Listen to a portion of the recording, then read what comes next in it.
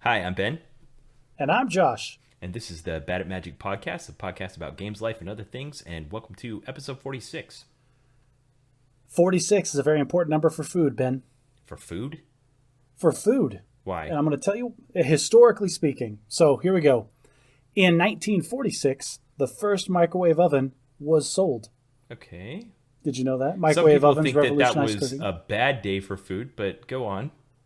But that makes food more accessible to bachelors. I'm sure there are many men that are alive today You're because reminding of me of microwaves. that pitiful looking like 1980s cookbook that says microwave cooking for one. I Yeah. have that cookbook. Like, when I left home for my first duty assignment, I got two cookbooks. One was like microwave cooking. The other one was a man, a can, and a plan. And that was how to make a dinner for one with canned foods. That's real? I'm totally looking that up. I'll show it to you. Give you a picture for the show notes. Okay. Anyway, Percy Spencer came back from World War II and invented the microwave after working on radar technology the And whole realized time, the chocolate bar in his pocket melted? amongst other things probably. Yeah. He called it originally the radar range. Yeah, I Like remember when I was radar a kid and and range. microwaves, everyone didn't know how they worked and they were so suspicious of them. It was like, stand back. Oh, people still don't know how they worked. I love the memes on the internet you'll see every once in a while where somebody takes a bunch of aluminum foil, crush it into a ball, and put it in the microwave, and then hit 2 minutes, and then take it out like a perfectly round sphere Yeah, to of try to metal. convince other people to be idiots. And then you always see the pictures in the comments of people's exploded microwaves Right. because they were stupid enough to actually try it. Yeah, that's horrible. People don't put metal in the microwave. It's bad for you. idea. All right, that was 1946. In 1846, there was a lady, Nancy Johnson, invented the hand crank ice cream freezer. Okay, that's a And good one. nothing more is known about her. That is it. All we know is the name, and then she invented the ice cream maker, and that's it. That is the only mark that she left in all of history. We had one of those as a kid, and it was this double bucket with this sealed basin inside of an outside basin. You put ice around the outside of it and put salt in it, and then just crank it until you had ice cream. And man, I loved when we got that thing out. That's excellent. And then high school chemistry told you why you put the salt in it afterwards. Yes. Fantastic. All right, and then back in 1746, all right, this was my favorite. A lady by the name of Eva Ekblad. She's Swedish, so forgive me for pronouncing her name wrong. She reported her discovery on how to make flour and alcohol from potatoes. She reported her instructions and her recipes to the Royal Swedish Academy of Sciences. And this was a big deal because up until that point, potatoes were just a curiosity. Like aristocrats had them in like greenhouses What? or in little tiny patches. Yeah, no, they They had feel like no one of the idea of great how. staples of history. You're saying potatoes weren't widely consumed until the 18th century? Not in Sweden, they weren't. Oh, apparently, according to this Wikipedia article that I read. And after she published her findings on how to make them in potatoes into flour and alcohol, then they exploded. Everybody wanted potatoes because then that freed up all of the actual grains, the wheat, the rye, and the barley, for actual food. And then you can use the potatoes for all the other junk. That reminds me of a quote from Robin Hood, Prince of Thieves, where Friar Tuck's sitting around and he's holding some wheat, and he says, "You can take this wheat and you can make bread out of it, but the Lord has intended a higher purpose." I saw a documentary once that the premise was that alcohol saved or was the foundation of all of human civilization. Huh? That the reason that we transitioned from hunters gatherers to agricultural is because we wanted to make more beer. All right, well, you convinced me 46 is an important number for food. There you go. All right, I want to follow up on a couple of things. So last week I'd mentioned something, and I kind of want to do a little mini Ben versus bureaucracy here, and I mentioned that I hadn't gotten my orders yet. Now you understand what that means, but I don't know if everyone in our office, in our audience, knows what that means. So I kind of want to talk about what it means to get your orders. Can I do the version of orders? Okay, I'll do my do version. the You can do Josh your version actual first. version. All right, the Josh version of orders is the magic piece of paper that actually proves to everybody that you have to talk to that, yes, I am actually moving. I am going to a place I'm supposed to go to, and you are supposed to help me.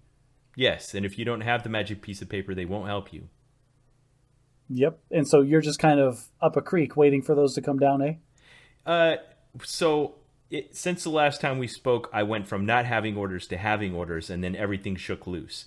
Now, what people don't understand is that over the course of a military career, you have to move every 3 to 4 years. And whenever it's time for you to move, there's a cycle that comes up where they consider you for your next assignment. They look at something that's developmentally appropriate, where they're trying to move you somewhere that will help prepare you for what's next in your development pyramid, and I pointed that out in the past, where they want everyone to work towards being higher and higher leaders. So they want you to do something that will help broaden your experience as a person and help you understand all the different aspects of what's happening strategically in the military. So the higher up you get, the better of an understanding you have of the big picture.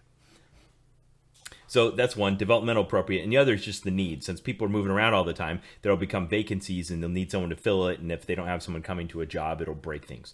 So they look at where they need people and what's developmentally appropriate from you, and almost as an afterthought, they ask you what your preferences are.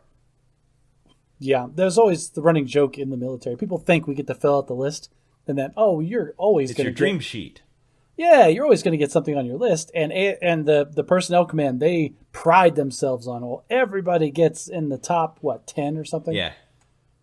Well, 10 is a lot. If you ever sit down and start listing off 10 random cities in the United States. Make a list of your top 10 presidential candidates. It'll get really thin really fast.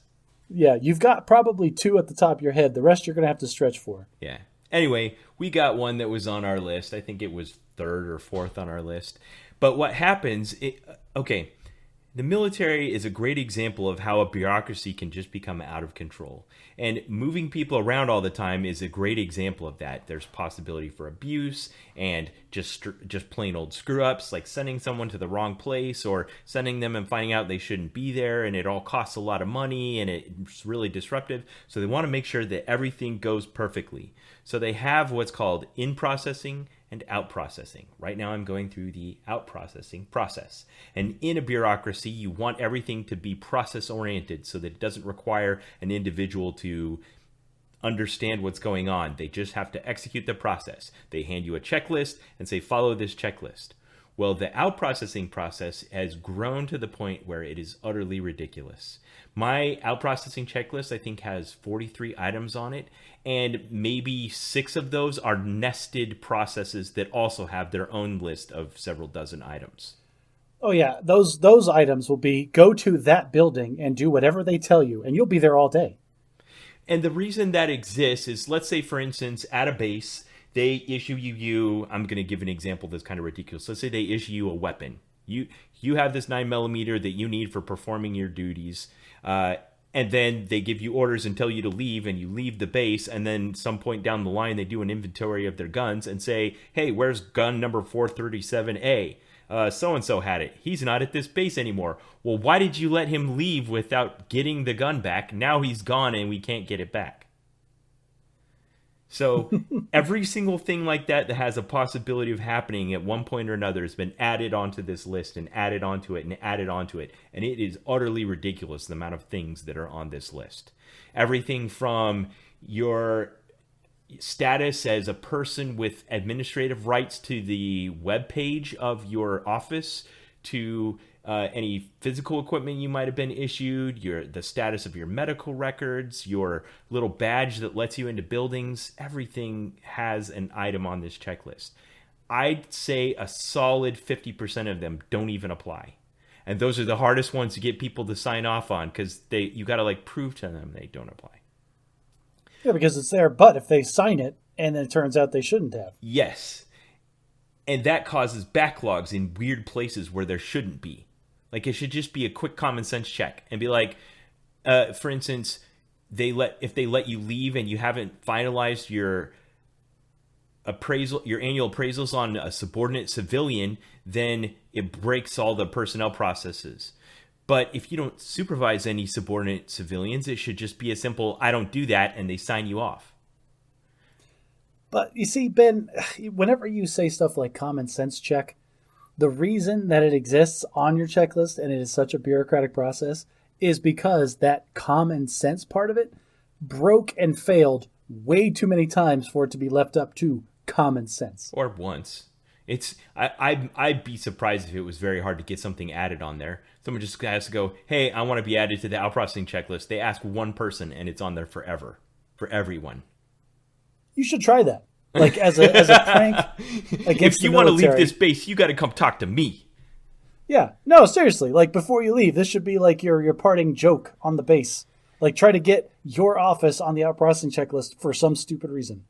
Yeah, they're manifold. There's so many reasons. So the reason I said I hadn't gotten my orders yet is because there's this chicken and the egg problem where they want to give you orders to say you're authorized to go, but they don't want to say you're authorized to go until you at least jump through a few initial hoops of things that have been a problem. So one example is, what if I have members of my family that have medical conditions that can't be treated on the other end of where I'm supposed to be going? If that's the case, then cancel everything. They're not sending me in the first place. So there's a process for the medical group to review everyone's new assignments and do a full review of their medical records and their current status to make sure that they can be supported at the distant end of where you're supposed to be going. Now, if you're going from like the United States to Poland, that might be a problem. You know, you're on Xanax or something like that, and if you don't take it, you try to kill yourself. And they send you over there, and you get there and find out they don't have it, your medication run out, and you kill yourself. That's a huge problem for everyone involved. But if I'm going from Illinois to Louisiana, there should be an opportunity for some kind of like opt-out, common sense kind of thing, but no such luck. So Ben, like you say that like it's not that big a deal, but I went from Virginia to New Mexico, and let me tell you, I had no idea of the disparity of healthcare that I was going to receive at those two places. Yeah, but here's the thing. The impetus for proving this is on the source end rather than the distant end. They are not an expert on what medical services are available in Clovis, New Mexico or Shreveport, Louisiana. Yeah, but by the time you get to Clovis, New Mexico, and they have a say in like, oh, we can't treat half of this stuff, it's already too late. Right, you're here now.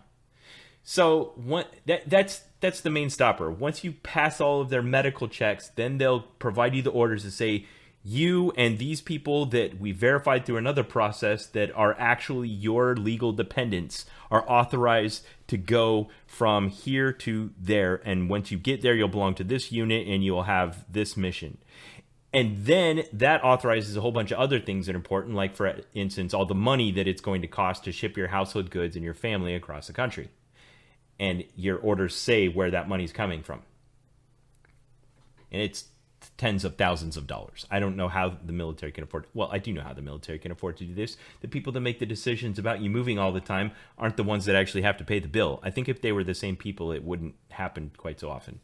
And you just struck the single distinguishing factor between private industry and government industry is nobody has to sign any of the checks in the government, and so there's no fiscal responsibility associated with it. Yeah. Anyway, I got my orders. So we're now Huzzah and hooray. We're now officially going, and everything shook loose, and now I'm running down this 43 item checklist with nested checklists that have double and triple nested checklists. It's like Inception, but less interesting. Now, I do remember that when you had the out processing checklist and orders at the same time, you were basically bulletproof as far as your actual job went. It's like, oh, sorry, I'm out processing. Yeah, that's definitely true. My 2 weeks R&R from returning from Florida are over. And yeah, I'm not doing anything at my actual job. I'm just out processing. That's my full-time job. And you just get to shrug at everybody because everybody's been there. Everybody's run that 43 list checklist. And so even if they, like, Major Rich, this is an emergency. We need to have you do this right now. Sorry, I got to go out process. Like, oh, yeah, I've been there. We'll figure it out. Awesome. Now, you produced a new video that's up on our YouTube channel. I want to talk about it for a minute. I did. I'm actually shocked with myself because I was able to film the video in one day and then edit it the next, and it was actually up and working. And it's almost like what I wanted it to be, and there was very few technical difficulties. Yeah, it's excellent. I love it. I think it turned out really well. Thank you. Yeah. Okay, so you'd written the article that you put up on badatmagic.live that was all of the changes and modifications that you'd made to set up your home office, where you'd rebuilt your computer, built the desk, mounted the monitors, built cubby holes in the wall, got a new office chair, all that stuff, and you wrote a great article about it. But then something happened that kind of doesn't have anything to do with any of that. I remember when you designed the original specifications for your system that you wanted to rebuild, you left one piece undone. That's what we're going to pick up the story there? Yes. All right. Yeah, so when I built my computer, like almost presciently, like a month before COVID lockdown happened, and I made the deliberate decision that I was going to get all great spec'd pieces except for the video card. Because I had read that's online an expensive piece, and you knew speculatively that new stuff was coming. This new stuff was slated at that time to come out in third or fourth quarter of 2020.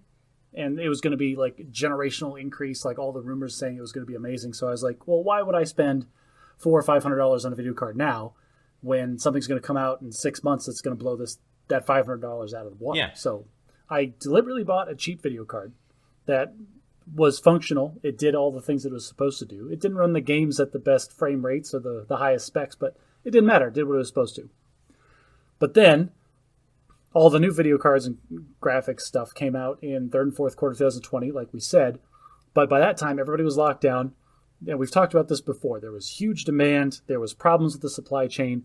And even to this day, we are talking in mid-May of 2021, GPUs, like graphics cards, are near impossible to just go to the store and buy. They're gone, sold out everywhere because the demand is still through the roof. So these are the RTX 3000 series from NVIDIA. Yes, there's two new generations. There's the 3000 series from NVIDIA, and then also the 6000 series, I believe, from AMD came out. Yeah. But NVIDIA is a stronger competitor for video cards. But they're similar. They're similar. But when these came out, like for example, you can't get them because everybody's trying to buy them. And so all of these suppliers are trying to find ways that are equitable to distribute these products to people that want them. Because it was getting ridiculous. Like they're being scalped on eBay right now for 3 times their MSRP. Yeah. So when you have that kind of environment where there's a high demand and a shortage of supply, then the price goes up. But I don't know why the actual suppliers and retailers aren't jacking the price up. So what that does is that creates intermediaries where people will go out, speculate on them, buy up all the inventory, and then resell at a marked up price. Yes. Retailers and the manufacturers can't get away with that because that's just blatant price gouging. So they're trying to sell it for, now I say that, but they are marked up like $200 or $300. Like if you can buy at retail, for example, I was offered the opportunity to buy at retail, which is what happened. Newegg, which is a big distributor of computer hardware, does this thing to try to distribute equitably called the Newegg Shuffle. Every day at about 10 a.m. Arizona time, they put up a list of random products that are in high demand. New processors, new GPUs, that kind of stuff. And then you pick which ones you want to buy. Like, I want the opportunity to buy these things. And then you cross your fingers and you hope. And then by this sounds like a Soviet food line. Essentially, it's a raffle every day. Wow. Later in the afternoon, you get an email that says, most of the time, it says, oh, sorry, you weren't selected. Please try again some other time. My apologies, comrade.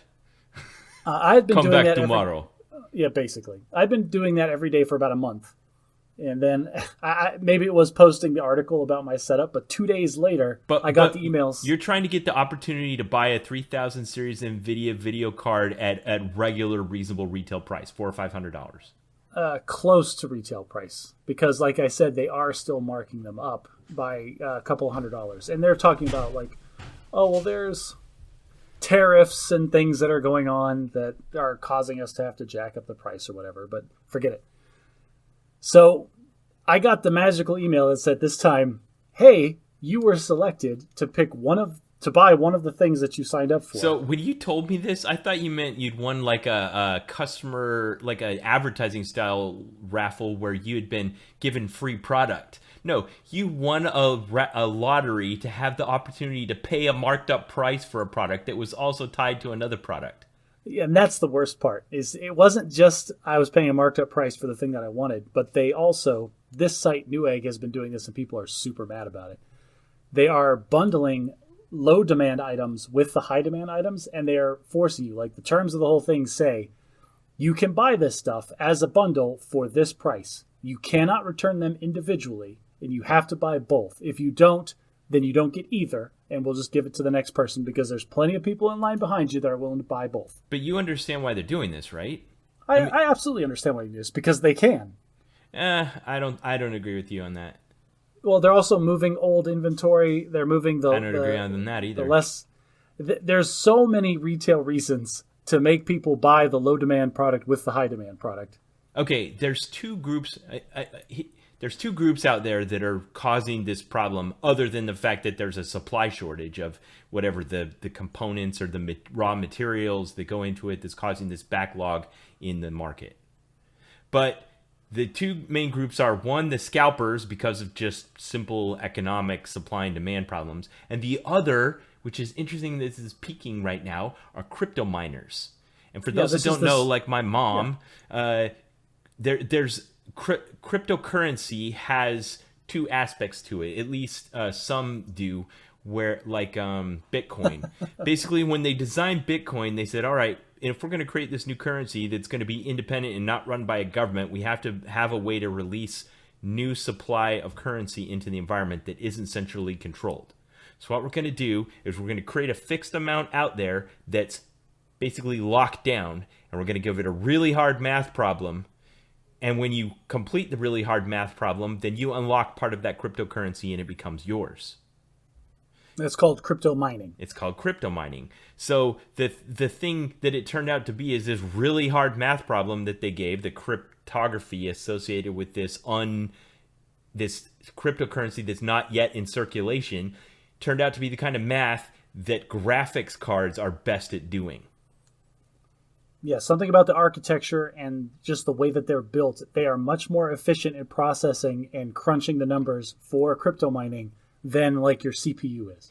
And then you combine that with the fact that the just cryptocurrency has reached this point in the zeitgeist and the world market where it's just going nuts right now. So the demand for the ability to mine cryptocurrency is really high. So there's cryptocurrency miners that want video cards, and then there's scalpers that want video cards, and the supply is low and it's run the price up. So I found this great article. I may have sent you a link to it that basically talked about why online retailers are doing this. They want to maintain their status as a supplier to consumers, not just to scalpers and crypto miners. So they create lotteries like this where they bundle an appropriate motherboard with a graphics card to try to keep out the cryptocurrency miners and the speculators who are buying and scalping the product. The problem is the opportunity cost is still too high. The amount of money they can make is greater than the amount of the bundled motherboard. So now there's this weird thing happening where crypto miners and speculators have all these extra motherboards sitting around that they got bundled with these video cards that they're buying up and reselling on the secondary market. Well, and that's where I found myself. Is I get the magic email, hey, you know that thing that you've been wanting to buy for upwards of a year now? Well, guess what? You now have the opportunity to buy it at only a slightly less ridiculous price than you were expecting. But only if you buy this other thing as well. Right, but you also have to purchase this motherboard that you don't want. And so I thought about it, and I asked my wife, and she did the thing that she does that all good wives should do, is she recognized that I was going to make the decision regardless of what she said anyway, and so just went with it. Yeah. And so I bought it. Okay. And this is now I remember you going through this dilemma. You're like, all right, in order to get the video card I wanted, I had to buy another motherboard, but this motherboard is slightly better than the motherboard I've already got in my computer. Well, and this led me down this rabbit hole. It was like, yeah, I got my graphics card, I can slam it in there and it'll be good to go. And then I was looking at the bundled thing that came with it. I'm like, well, this is an upgraded motherboard. Like, oh, but it's an ATX, so it doesn't fit into my case. Oh, but well, there's this pretty cheap case that and then I started, I was on the couch watching TV. Okay. I'm like, I could probably get a new case for pretty cheap, and started looking at it. I'm like, oh, but they're too big. And I put my phone back down. Then I thought later, it won't fit in my cubby I've cut in the wall. Because they won't fit in the cubby I put in the wall. And then a little bit later I went, well, there are some small cases. And so I went over and I measured the hole in the wall, and I put the dimensions in my phone, and yea, verily, there are a handful of cases that will fit a full-size motherboard that will fit into that cubby. Wow. I'm like, and then I'm doing some more research, like, oh, but my processor might not be compatible because my processor is a couple of generations old. And so it was this whole long thing, and it turned out that I had ended up spending another, hole in the I think it was bucket. Dear Liza, dear Liza. Josh. Yeah, it just kept happening. Yeah, so I want our listeners to understand the difference between buying the mother. Okay, when you got the motherboard originally in the PC that you built, you had it already ready to just swap out the old video card and put in the new video card, and everything would be good to go. Yes. And what you're describing, this alternate timeline, is an order of magnitude greater than that. Like, you would have just unplugged your computer, taken out the hole in the wall, taken the case off, unplugged a few cables, taken out the old video card, put in the new video card, plugged everything in, put it back in the wall, half hour max. Yeah, absolutely. Half hour tops from start to finish. So an order of magnitude would be 300 minutes instead of 30 minutes. Would you say that's about how many this whole project took you? Oh, no, way more than that. Okay. It took from noon, and I was working until like 7 o'clock that night. Because here's the thing, Ben, like everything just kept compounding on itself. It's like, well, I can get this motherboard to work. Oh, and there's probably a 60% chance it'll work with my processor. Well, I'll roll the dice on that one. I can get this case for $50. Let's do some research about that. Oh, well, this case doesn't have the best Holy airflow in crap. the world. Oh, but I'll tell you what, if I cut some holes in it and then put some extra fans, then I can get some good airflow that I need for the smaller space. Oh, but then they won't be covered. Oh, so I just get a couple of fan grills off of Amazon, and I can mod those onto the front and then put the magnetic covers over them. It blows my mind that this is that this invigorates you rather than deters you. It deters me. Oh, I was like, all of the stuff came on like Thursday that week. And I was chomping at the bit for 2 full days. I just wanted to tear into it and I want to get my hands dirty. You kept texting me about it. I want to do this, and I want to spend all day doing it. And Ben, that's exactly what I did. It's so great. I've got the new little box sitting under my desk right now as we record, and it's just great, and I love it. The only downside, I will say, is this case will not support the new CPU cooler that I was looking at. Yeah, the new CPU cooler I wanted is just slightly Why? Do you want to large. overclock it or something? What's wrong with the old CPU cooler? It was an air cooler, right? Yeah, it is an air cooler, and the new CPU cooler was also going to be an air cooler because they're much more reliable. But my processor, it's an 8-core processor, and it has a lot of temperature spikes. So without doing things to artificially smooth the fan curve, like I'd be sitting playing a game or something, and you could hear the fans whir up and then whir right back down. Right. Because they're responding to the temperature of the processor. There's things you can do in software that smooth that out a bit. Which is exactly what I ended up doing, and Okay. It's fine. But my first reaction was, I need something that's way beefier than what I have. Yeah. But it doesn't fit in the new case. We're good. Everything's good for now. There's no new projects on the horizon. Nicole, calm down. Don't come yell at me. But here's the thing. Everything's good. You had that old PC in the same configuration it was for a decade.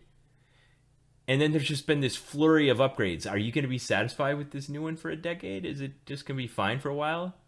This computer will be fine for a while, yes. But Ben, here's what you're missing about this.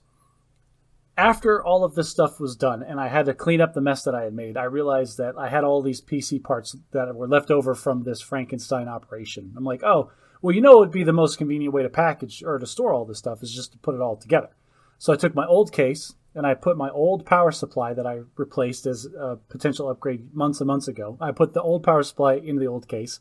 I put the motherboard that I was using back into that case. And then I put the old graphics card onto the motherboard and then closed everything up. And then I started realizing, this is only like 3 components away from being another computer. So that's like sitting over in the corner in this room right now. But what do you need another computer for? I don't, but my son's going to need one at some point. And so I've got it sitting right over there in the corner. All taken apart so that he can do the assembly? Oh, no. It's again, for storage, I put it all together because it takes up the least amount of space. Got it. All right. Well, that'll be a fun project for Carter at some point down the road. Someday. Now, if I just don't do it for him. This reminds me of one. So Josh made an excellent video about this, and you can watch a time lapse of it, and it's got some cool music, and it's great. I'll put a link in the show notes if you want to watch and see Josh build his newest iteration of his computer. This reminded me of something that happened back in the 90s with Beanie Babies and Happy Meals. Do you remember this? I remember Beanie Babies were supposed to be worth a ton of money, but they were only worth money because people thought they were worth money. Yeah. That's all I remember from Beanie Babies. It's a great example of this that we're having, although this is a legitimate electronic component that has capabilities that you wouldn't otherwise have. But anyway, there was this economy that rose up. But part of the shortage of video cards is surrounding cryptocurrency, which is just speculative. Anyway, the thing about Beanie Babies, and sometimes at other points this has happened with toys at McDonald's, where the toy itself has become more valuable than the totality of a Happy Meal. And so people would want to go into McDonald's and just pay them money just to get the toy because that was the only way you could get it. There was this degree of exclusivity. And McDonald's says, no, we're not doing that. We're not turning it into a toy store. You got to buy the food. So people would go into McDonald's, buy a Happy Meal, take 3 steps, throw all the food in the garbage, and carry away the toy. I do not recall that. Yeah, which is kind of what's happening with these motherboards that they're bundling with the video cards. But anyway, maybe I can be a beneficiary of this and go out on the internet and pick up like a bargain basement dirt cheap motherboard right now and then wait for the prices to come down on the video cards. Well, I'm using my motherboard, so I'm not one of these people throwing the Happy Meal away. Right. This last week, my 15-year-old son had a choir concert, and it was a very COVID choir concert. So I want to talk about what this kind of thing is like in the era of pandemic panic. We actually saw a concert the high school put on early in the pandemic days, and it was all done via Zoom, and it was pre-recorded. It was really well done. Really? Yeah. Huh. As long as the choir's all in the same room. If you've tried to do anything musical where you're actually dealing with the lag over the internet, you can't. It's impossible to try to synchronize with someone where there's a delay. Ben, we're having a back and forth conversation, and it's almost impossible to synchronize what we're talking about. I know. Anyway, we went to the high school, and first of all, they made you pre-register in advance that only 2 people could come, and then they had all the seats marked off, so you had the social distancing, you had to wear the mask. But the real problem is the kids on the stage. It was kind of eerie that they were singing, and you don't realize this, but even something as simple as just being able to see their mouth moving and kind of a little bit of their dancing and stuff, you can almost always pick out individual voices and see who's singing. But when they all have masks on, it's just this muffled noise that's vaguely coming from the direction of the students. And you can't really tell who's singing what or when. And not to mention, it's really kind of dull and subdued. They were wearing black, they all had on masks, and it just sounded like they were talking into their hands. And it was horrible.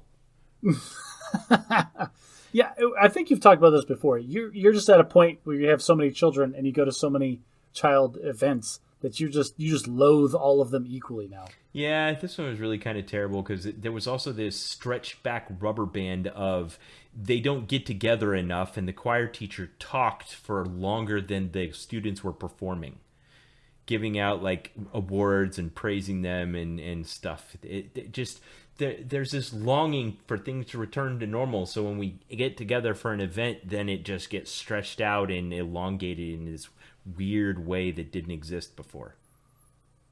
It might just be because your tolerance is so much lower now, because all of the kids' events have been canceled. You just haven't lived a life having to zone out for hours at a time. Well, my eldest daughter, who's a senior and hopefully graduating next week, is at prom right now, and she had her mother hem her dress and cut off the fabric at the end of her dress and then use the excess fabric to create a mask so that she could wear a COVID-style face mask that was matching her dress. Well, how's she going to make out if she's wearing a matching mask? There will be no snogging. Oh, come on, Ben. It's senior prom. Oh, man. Wait, Josh, you're kind of talking close to my heart because my daughter's out right now. Did you watch her rush in, go upstairs, and run back out just a minute ago? I did see that, yes. Okay. She seemed like she was in all a fluster. Yeah, I don't know what's going on. Anyway, it's not like she tells me those kinds of things. That's the best thing you want to hear from a parent. It's like, oh yeah, my daughter's at prom. I don't know what's going on. What did the Fleshman family do for Mother's Day? The Fleshman family did very little. The father of the house reminded the children that it was Mother's Day and told the children to go say Happy Mother's Day to you guys don't do like the breakfast in bed thing or anything like that? I don't trust my children in the kitchen anyway. I think we've talked about this. The kitchen is not a place for children right now. Yeah. But not really, no. I probably I feel like I knocked it out of the park for Mother's Day. Let me just say that. Not because I got a very thoughtful gift, not because I spent the entire day pampering her, which I tried to do, but it ended up being kind of a normal day where I did a little bit of extra chores. Yeah. But because I got her what I think is the best gift, and that was I hired a maid service to start coming to our house again regularly. Okay. And I figured that's got to be in every top 10 You would Mother's think Day so. gifts out there. But there are different people out there. When we were in Italy, there was like illegal immigrants that were looking for work, and you could hire a maid for like dirt cheap as long as you paid them cash under the table and they didn't have to pay taxes on it. And we had one for a while, and my wife hated it. Hated it. She loathed it. She couldn't wait to cancel it and only did it to humor me. So it was not for her. What did she not like about I'm trying to remember all the things. Part of it was that she felt like she had to clean up before this other person came to clean. Like she was I can't confirm that is a thing. We will, the night before the maids come, we will spend the night tidying and putting everything away and making sure the house is clean-ish so they can actually do the cleaning. Right, exactly. Focus on the scouring rather than just the picking up clothes off the floor. The other part was almost like this territorial. It probably is similar to something like David Attenborough would have filmed on the Serengeti with a herd of lions. You know, there's this other she lion that's coming into the pride and violating the territory. Well, that is a difference then between our spouses because Nicole and I are both of the mind that, you know what, if someone else wants to come scrub our toilets and bathrooms, we are all for that. Yeah. Yeah, that's how I thought it would be. Like, don't you like having clean toilets? No? Well, you weren't doing it before the maid came. Now that the maid comes, we have clean toilets. I'd rather have not clean toilets than have someone else coming into my house and cleaning them. You call out Alicia so much for stuff on this podcast. Like, I feel so bad whenever you start talking crap like that. I don't know. You're right. Let's see. I feel like I need to reciprocate, but I can't think of a good way to do it. I just wasn't sensitive to this at all. It was just a violation. It was just a sin on my part. Well, I spent a half an hour of my morning this morning scrubbing our shower with a scrub brush and bleach spray. What did you do for your wife today, Ben? All right, let me tell you. Hear that, everyone? Everyone, listen. If you listen real closely, you can hear the cracks in Ben's marriage getting whiter. Well, okay, so let me tell you what we did for Mother's Day. So on like Tuesday of the week before Mother's Day, I get a text from my bishop who runs our local church congregation, and he says, hey, we don't have anyone picked to give the sermon yet this Sunday. Would you be willing to prepare a 12-minute talk for our church service on Sunday? It being Mother's Day, your topic would be how mothers, contribute to the world being a better and more righteous place. And I said, sure, I'd be happy to do that. He said, we also need a youth speaker to give a 5-minute talk. Will your 11-year-old be willing to do that? I said, okay. So that week, it was kind of my chore to prepare this 12-minute talk that I was going to give to my church congregation and help my daughter with hers. I sent it to you. Did you take a look at it? I read it. Yes, I did. Okay. It was a very in-depth and well-spoken speech about the nurturing aspect of women in society. Yeah, it focused on my own personal experience. So I talked about my own mother and then a couple of nice things about my wife. So she was sitting in the congregation while I was telling the whole congregation all the wonderful things that my wife does for raising my children right and taking care of our family, particularly due to the fact that I'm in the military. I sat down and tallied it out, and I have spent, over the past 17 years in the Air Force, I've spent 1 in 7 days away from home. And sometimes in big chunks, like for instance in 2011, when we had 6 kids at home, the ages 1 to 11, 2 in diapers, I was gone for 8 months. So she was at home with 6 children, all under the age of 12. And yeah, that was a lot. Yeah, she deserves all of the medals that you got for your deployment. Yes, she deserves to have a maid if she liked that kind of thing, but she doesn't. So I when I got back, part of what I told in that talk was when I got back, I'd been given a medal for my service in Afghanistan, and I got to the airport and I kind of called this impromptu crowd together, and I read off a list of her accomplishments and her contributions to freedom, and then I pinned the medal on her there in the airport, and everyone clapped and cheered. Which would have mortified my wife to no end. Like, she'd have died on the spot, and or pretended she didn't know who I was and had me arrested. I don't know this man. Yeah. Anyway, so that was what I did for my wife on Mother's Day. I prepared and gave a public address of praising her for her stalwart contribution to our family as a wonderful mother. Did it get racy at the end? Did you close with like a bedroom joke? You said you read it. I know, but I just wanted you to say my raciest joke was telling the story about my own mother and the fact that I have the dubious honor of being one of 2 men she's ever sworn at in her entire life.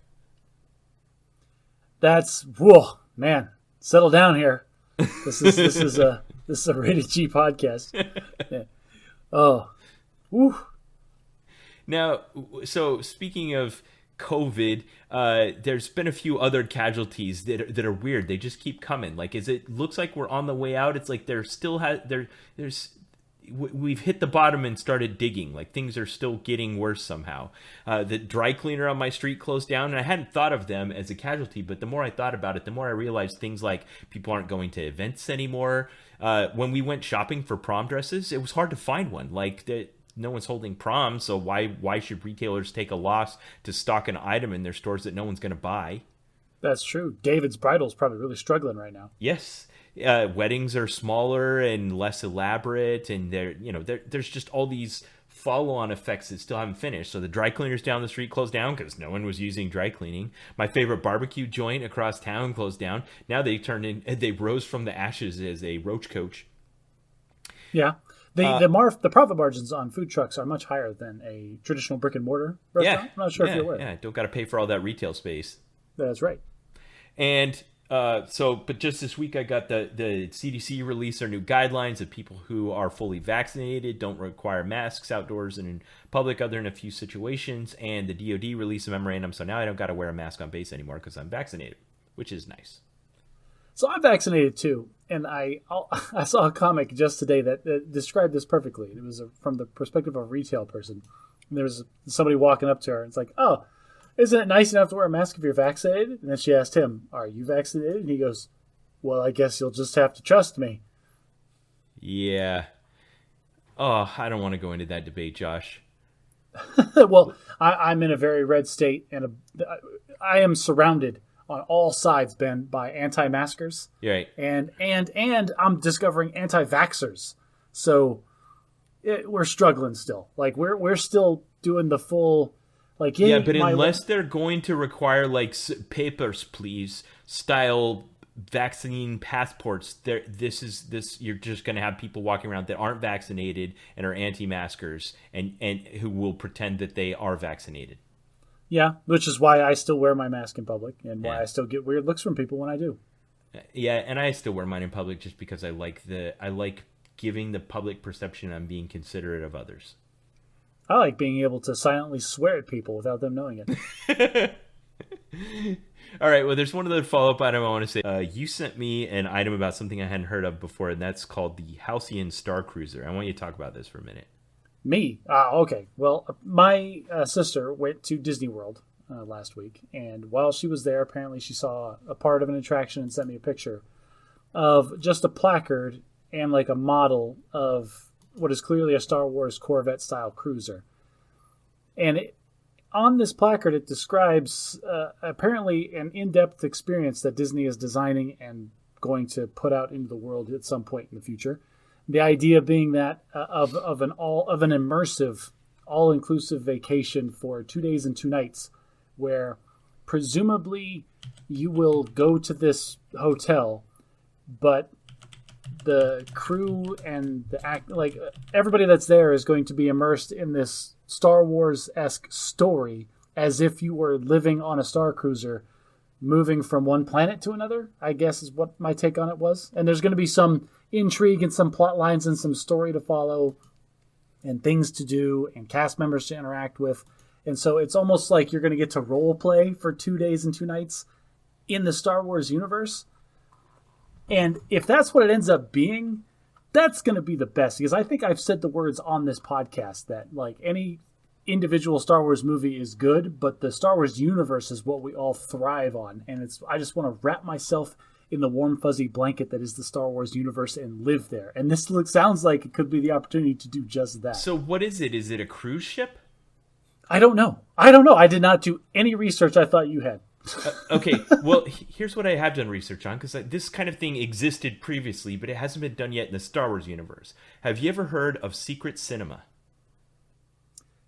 I think I've heard a podcast or two talking about where they'll do like a movie and then you go to a place where they're going to do a filming, but you also have to take on a role while you're there, and they like do a big production as if it's the setting of the movie. Yes. So to give you an example, some of the past secret cinemas have been like Blade Runner. So they'll take a location and they will create like a film set that looks and feels like the futuristic, cyberpunk future of Blade Runner. And then in advance, you'll have to show up in costume.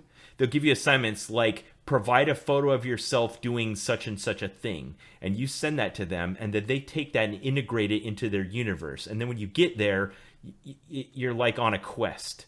They'll say, go over and talk to so-and-so, and you'll get there and they'll have that picture of you or something like that. And you're interacting. And then the highlight of the thing is that you watch a screening of the movie in question where you've been interacting all along with things that tie into it. So past ones have been, Alien, The Shawshank Redemption, Casablanca. Oh, there was one for Star Wars. Blade Runner, Casino Royale, Stranger Things. So those are all ones where you just come, like if you did a Stranger Things one, it would just be all like 80s themed and 80s world and all that kind of stuff. Anyway, it sounds like this Halcyon Starcruiser is that, but Star Wars. So that sounds great. Let's do it. How do I sign up? Right? This is one of those shut up and take my money moments for Disney. And I'll tell you right now, Ben, like you're going to get there. I feel like I'm going to check into this hotel and they're going to give me the lowdown. Like, okay, this is what's going to happen. Here is your minor role that you're going to play in a much larger thing that's going on. I'm going to take that and be like, yeah, no, that's not what this is going to happen. And I'm going to be the next lead. Like, I don't care what the story is. I'm going to be the Imperial trooper that takes over this Starcruiser, because I don't think the Empire was necessarily in the wrong, at least in the original trilogy. So I'm just going to expand my role and just see how far they'll let me push it. So in the military, there's this training called SERI, Survive, Evade, Resist, Escape, that you have to do if you're going to be some type of aircrew where you're going to be flying over enemy territory where there's the possibility that you could be captured or crash behind enemy lines. And it's notorious in the military for its rigor and thoroughness about learning to live off the land, evade enemies, and even potentially get captured and be interrogated. And anything that you can imagine, probably from movies you've seen, there's some form of that in this training. Did you take SERI training? At the academy, we had to take a super watered-down college version of it. Yeah. And we're supposed, the whole time you're supposed to be pretending that all of this stuff is real. However, in the middle of the night when I was captured and they threw me down onto a cactus and an anthill, I got up and moved, and they were yelling at me. It's like, oh, you stupid American. And then I stood up and I was a foot and a half taller than the guy. I'm like, you threw me down on an anthill. Let's just reset and start from here. How about that? And then I laid back down and we got back to business. Were you supposed to lay in the anthill? Yeah, he was like, yeah, what are you moving for? I'm like, because you threw me in an anthill, and I don't care about all this training stuff. Yeah, it's supposed to be real. I'm supposed to be uncomfortable, but those are ants, and I'm not putting up with it. Yeah.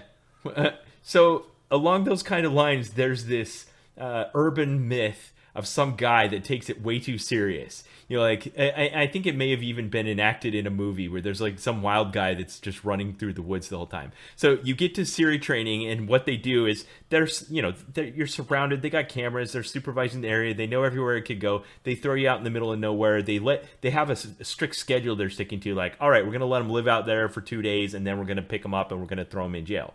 Well, imagine you got some guy that's taking it way too hardcore. You drop him off, and he goes off the map. He disappears. They can't find him. Ghosts it. Yeah, that sounds great. Yeah, that's what you sounded like you're describing is what you would do in this thing. I'm going to break the game. I know that the schedule says this, but I'm going to do something completely different.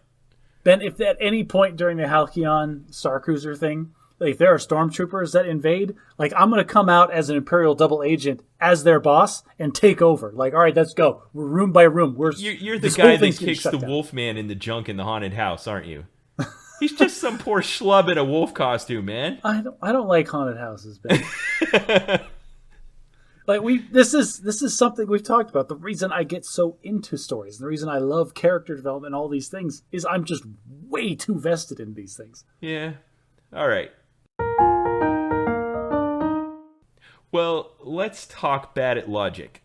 We missed it last time because we had a perfect opportunity came up to transition into our main segment.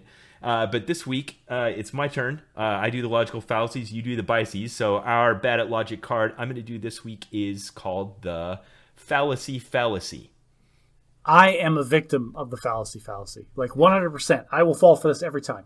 The fallacy is you presume that because a claim has been poorly argued or a fallacy has been made, the claim itself must be wrong.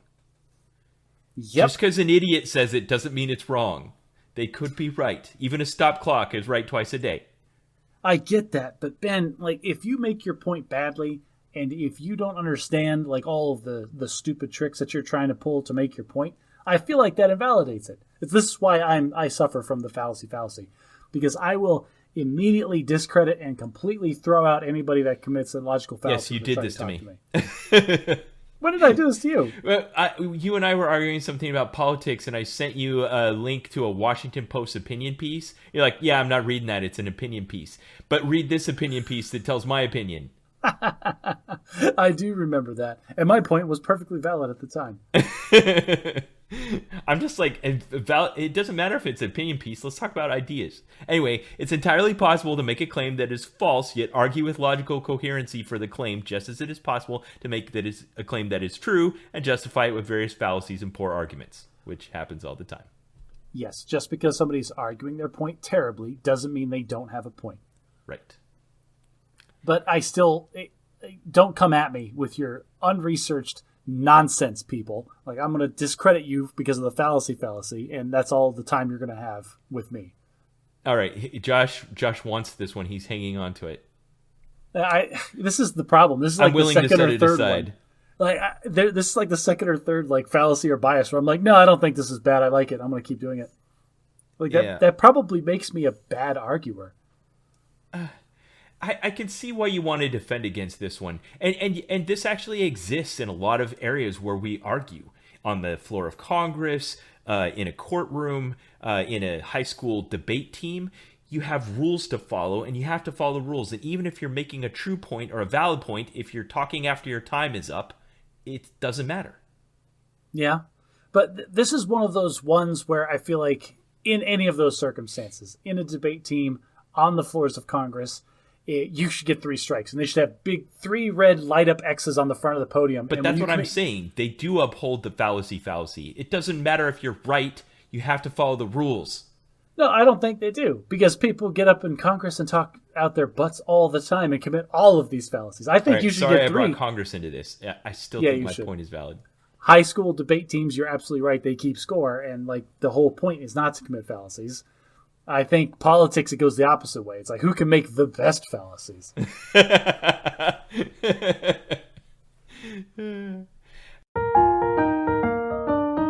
All right, let's talk bad at English.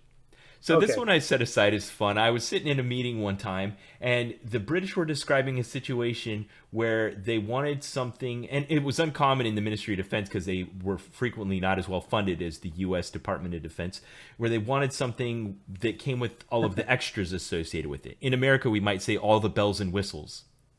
Okay. And they called it all singing, all dancing. But now imagine that, like we said, Josh wants to upgrade his computer, but he wants it all singing, all dancing. That's interesting because I can't, for the life of me, imagine any British person singing or dancing. I know.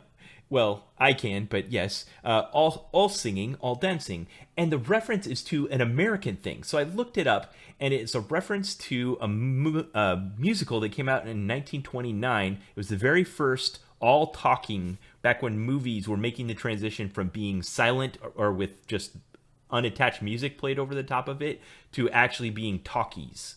And it was a musical called The Broadway Melody. It was Metro-Goldwyn-Mayer's first all-talking, all-singing, all-dancing picture. And from what I hear, it was a monstrosity. It's a great example of why thinking that something, just because something won an Academy Award, it was good.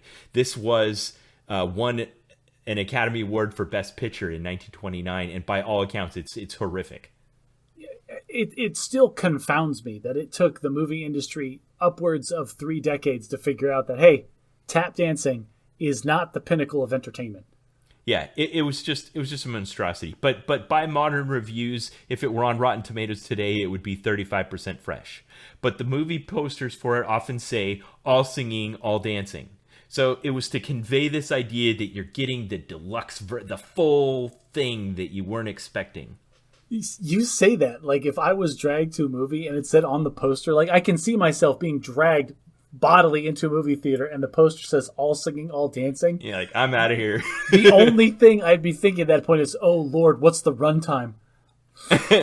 Yeah, and it was short because they were back then. But yeah, so we might say all the bells and whistles. My friends in the UK would say all singing, all dancing. Well, this podcast is all singing, all dancing, with no singing and no dancing. All right. Well, Josh, last week you and I talked about, for our main feature, we talked about the excellent modern film noir Minority Report, and we kind of were scratching around the edges of the ideas of time travel in film. And so you and I have been waiting, and I think it's time for us to do a blowout about time travel in film. So let's dig in. And now, specifically, let's make this clear. We're not talking about actual, like the physics behind what time travel could be in the real world as we understand how the universe works today. Correct? This is just the fantasy versions of time travel. Yes. And because of that, I think it would be appropriate for us to continue to use Sanderson's laws of magic to evaluate the time travel systems in question. I think since time travel is still a fantasy concept, I think that's appropriate. Are we not in agreement that time travel does not generally exist, nor will it ever? So some versions of time travel theoretically could exist with like extreme distortions of gravity and or accelerations close to the speed of light, but it's always going to be one direction until we figure out wormholes. Yeah, I watched a Neil deGrasse Tyson video where he was talking about like going between two black holes or something like that. Okay, yeah, I got it. Well, it's still cool stuff, and like I wouldn't be a nerd if I didn't like geek out about it. But yes, we're not talking about Einstein-Rosen bridges. We're talking about the DeLorean. Yeah, well, we've even done it. Like, okay, I'll put a link to this Minute Physics video where they kind of run down time travel in cinema. But there's 3 main types of time travel that they talk about in film, and one is just Einsteinian relativity, which has been proven. Like, there was an experiment where there were 2 highly accurate nuclear clocks, and they flew one around the world, and they were out of sync. Yes, and that's just short distance, low speed. Yes, anything that is traveling at any speed will experience time slower relative to things that are standing still. Right. So some examples of that in film are like Planet of the Apes, which, spoiler alert, the astronauts go out into space and they come back to Earth and they feel like they came back to the wrong planet because it's being run by monkeys, but actually just time traveled at a different rate, and when they get back, the Earth is the Earth they left, but a whole bunch more time passed for Earth than it did for them. Oh, Ben, you just spoiled one of the worst movies of all time. Yeah, don't watch that. Another one is Ender's Game. Orson Scott Card, I guess, decided to delve into Einsteinian relativity a little bit in his depiction of interstellar light speed travel. There was a movie that came out not too long ago called Gravity that talked about that, where they ricocheted around a black hole and he traveled 50 years into the future and stuff like that. He also got stuck. The Christopher Nolan movie with Matthew McConaughey. Yes. That is that movie. That's not Gravity. It was called... Oh, you're right. That's not Gravity. Who cares what it's called? At one point, he was following what we understand of physics by he did an orbital maneuver around a black hole Interstellar. and lost a bunch of time. There was another, but later in the movie, he then fell into the black hole somehow and didn't die and was able to experience all time everywhere. That was weird. Yeah. Okay, so in that respect, time travel kind of exists, but we're not going to talk about that. I don't want to talk about any of those kinds of movies. You don't want to talk about any of those kinds of movies. So we're going to talk about the ones that are much more like a magic system. So this is a sci-fi version of magic. It allows you to do things that are magical in nature, that you can change the past or the future, or help you solve problems that are otherwise unsolvable, maybe potentially give you immortality or something like that, or allow for a prophecy of the future that rather than being theological is scientific in nature. Also lets you go back in time and hit on your mom. Yeah. Okay, so what we're going to do is we're going to do like we do here on the Bad at Magic podcast, where we evaluate the magic system in question. In this case, we're going to rapid fire through a bunch of our favorite time travel movies and evaluate their use of magic according to Sanderson's laws of magic. There's 4-ish laws. The first is that an author's ability to solve a conflict with magic is directly I'm going to change these words to time travel. An author's ability to solve a conflict with time travel is directly proportional to how well the viewer understands time travel. Yes. The second law, the limitations of time travel are more interesting than its capabilities. I highly agree with that in these cases.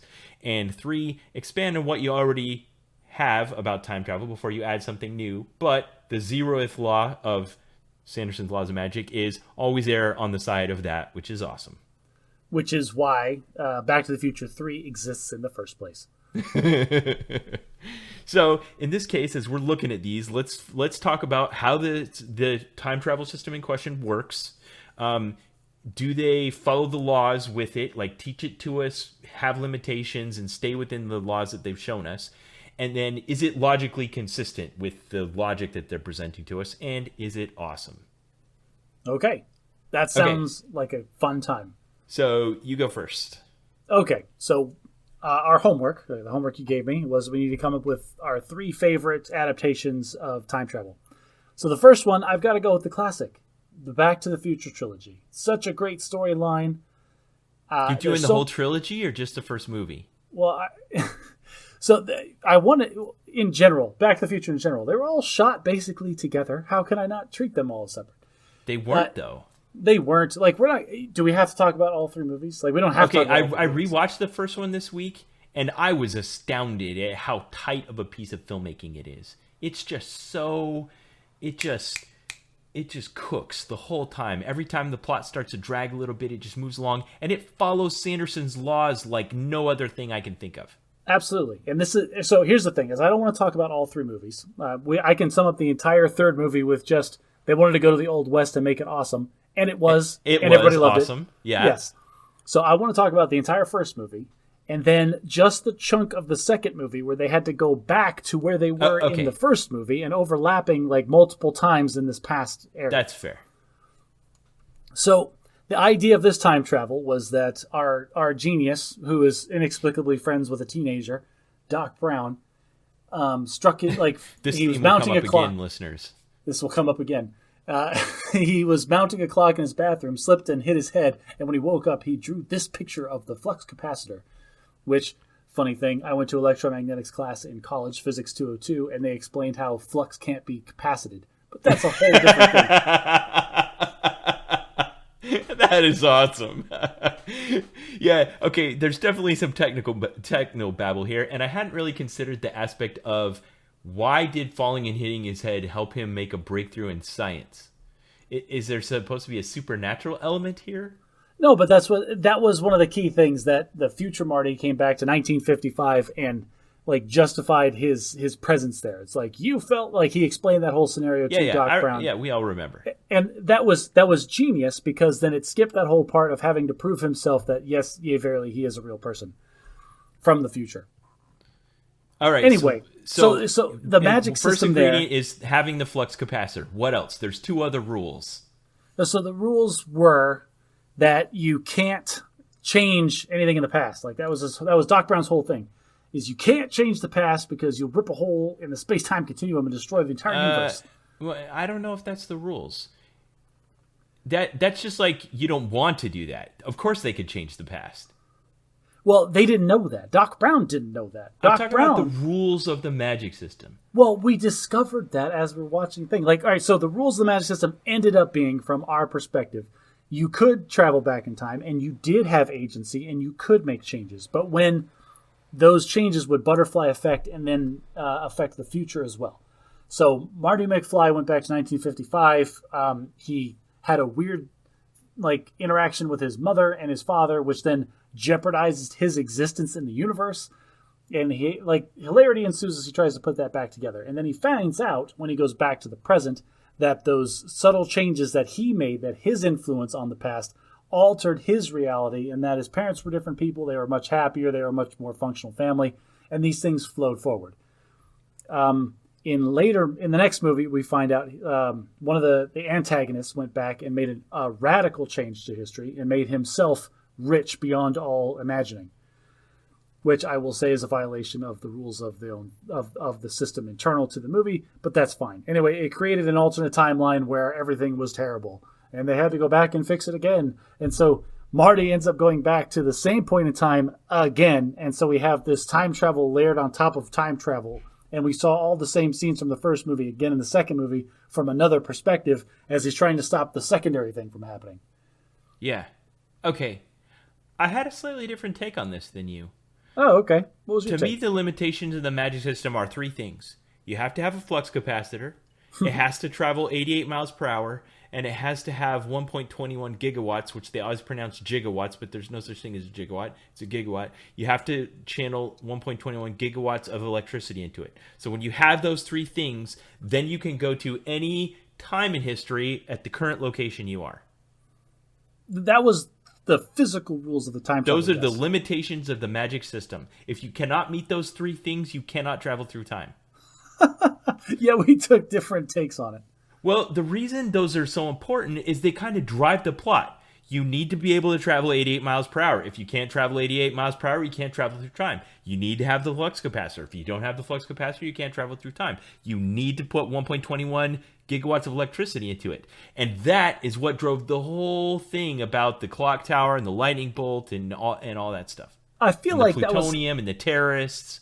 I get that, but I feel like that was a secondary plot to the fact that Marty erased himself from history because he accidentally made his mom fall in love with him. That's like the consequences of being able to travel through time. And that's what I was more interested in. Really, at the surface, Marty accidentally went back in time and then wanted to go back home. That was the central conflict. And then there was all these ancillary things that started coming up that gave it nuance and interest.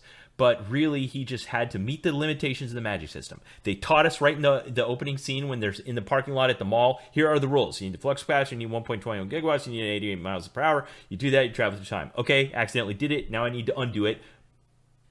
Now, you see, I saw that as a setup for the plot of the first and the second film, where Marty's got to fix his presence in the timeline while also figuring out how to get back. And there's only one opportunity because he has, foreknowledge of the future. The second movie was the antagonist radically altered history using those rules, and then he has to go back and fix it and put it back the way that it was. Now, the third movie, you're right. The entire plot is driven by the fact that they didn't have any gas in the freaking car, and they couldn't get it up to 88 miles an hour, so they had to do the big train heist robbery thing. Yeah, which was awesome. The third movie was awesome. It is my favorite of the trilogy. Me too. Now, in this case, the limitations of the magic system are what make it interesting. It's what drives, the frantic power line from the top of the clock tower to the line across the street, and it's what keeps the plot moving forward. Like, if you have a time machine and it doesn't matter when you go where, then you got all the time in the world. There's nothing that forces the movie to go towards inexorably towards its conclusion. But this, you have to be at this exact spot at this time, just made everything hum.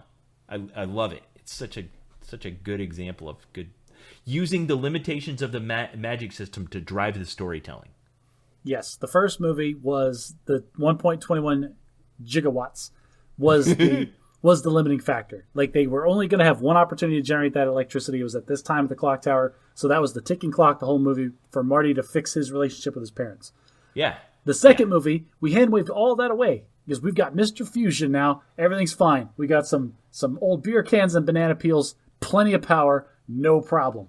The third movie was the freaking 88 miles an hour. So 2 out of 3 of the movies were all about that. You're right. So when we're only talking about the first movie, the third law of magic, expand on what you already have before you add something new, I think that movie was fine. That was where the second one kind of went off the rails, is they removed the limitation of it being difficult to produce the electricity, and then it became... Then it really just, the time travel timelines skewing off got out of control. Well, that's because that's what the plot was about. The second movie was not about the limitations of the machine itself. The second movie was specifically about the ramifications of what if time travel fell into the wrong hands, Ben? Yeah. Okay. And it's fine. They were just examining different facets of the same thing, that the same can that they'd opened. So do you feel like it's logically consistent? I think so. I think the Back to the Future movies do an excellent job in maintaining all of Sanderson's laws, minus the... I think, like, the second movie, Biff from an alternate future traveled back into the past to give himself that sports almanac. Yeah. So here's my problem, is Marty almost erased his existence by breaking up his parents before they met. How come old Biff still exists in a timeline where young Biff, young Biff didn't become old cantankerous Biff that found the time machine that Doc Brown made? I don't know. So at some point we have to presume that rich Biff would find Doc Brown's time machine and then go give it back, give himself the almanac, but he had him committed, so he never had the opportunity. Like, there's so many paradoxes created by old Biff that makes no sense.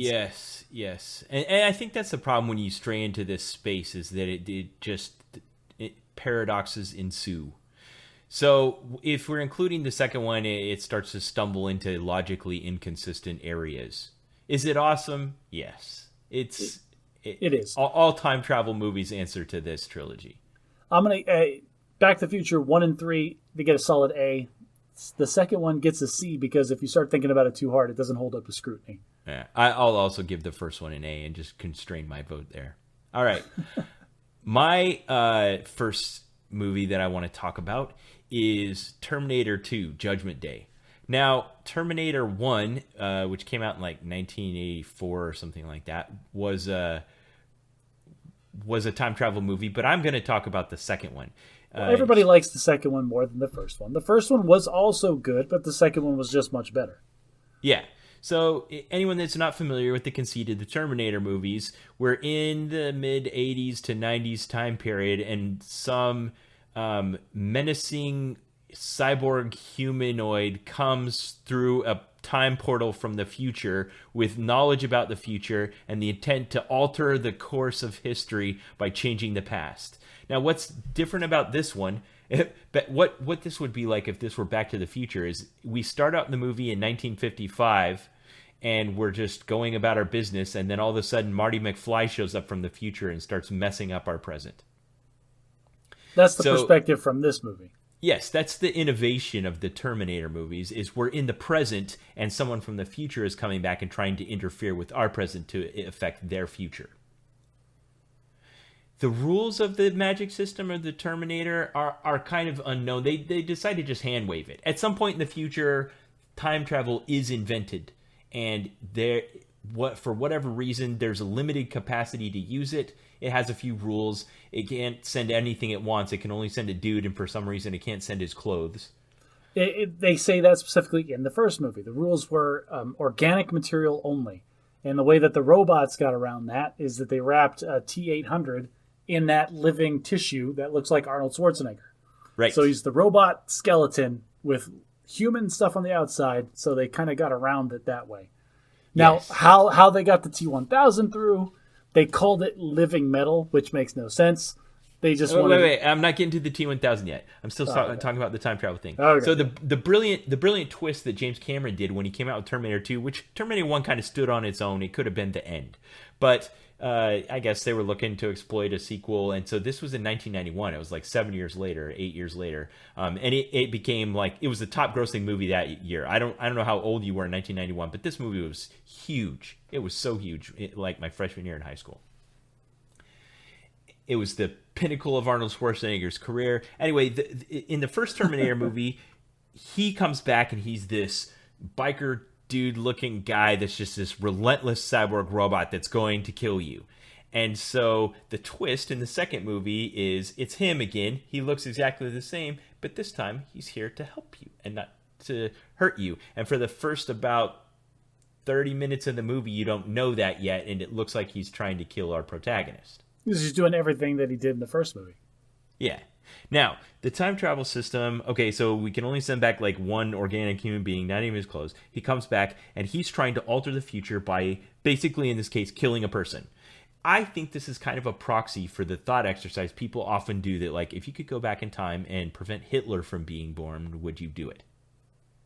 I mean, the answer is obviously yes. The problem is that can't be possible because if you did, then you would erase the future where you exist and wanted to kill Hitler. Yeah, and that's exactly where the Terminator universe kind of comes undone, is paradoxes galore. Well, we say that, but at the same time, it's all consistent in the film franchise because they don't make. What ends up happening is the machines are trying to execute who is going to be the leader of the resistance, but they can't and they don't, and they're constantly failing at it. And so what looks like a failed attempt to alter the timeline could just be the timeline unfolding as it was supposed to in the first place. Yeah. Okay, so you're saying that's what helps maintain the logical consistency. The problem is it creates these fixed loops that otherwise that are ex nihilo. In Terminator 2, one of the main conceits is that there's a scientist that apparently invents the technology that leads to a lot of these things, the invention of AI and the self-aware cyborgs that go around trying to kill people and that kind of thing. But then over the course of the film, it turns out that the things that he was able to use to get the technological innovations are the stuff that came back from the future. And it creates this weird closed loop. There's an excellent comic series that talks about that exact kind of time travel closed loop, which is outstanding. And I love these closed loops because they're consistent within their own tiny universe. It's like A caused B, which caused A. And as long as you don't interrupt that cycle, it's fine. It'll continue forever.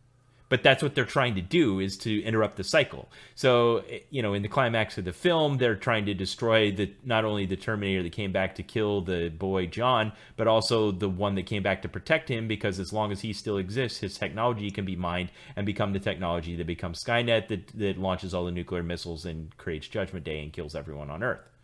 Or right. a lot of people. Most people. Yeah. Okay.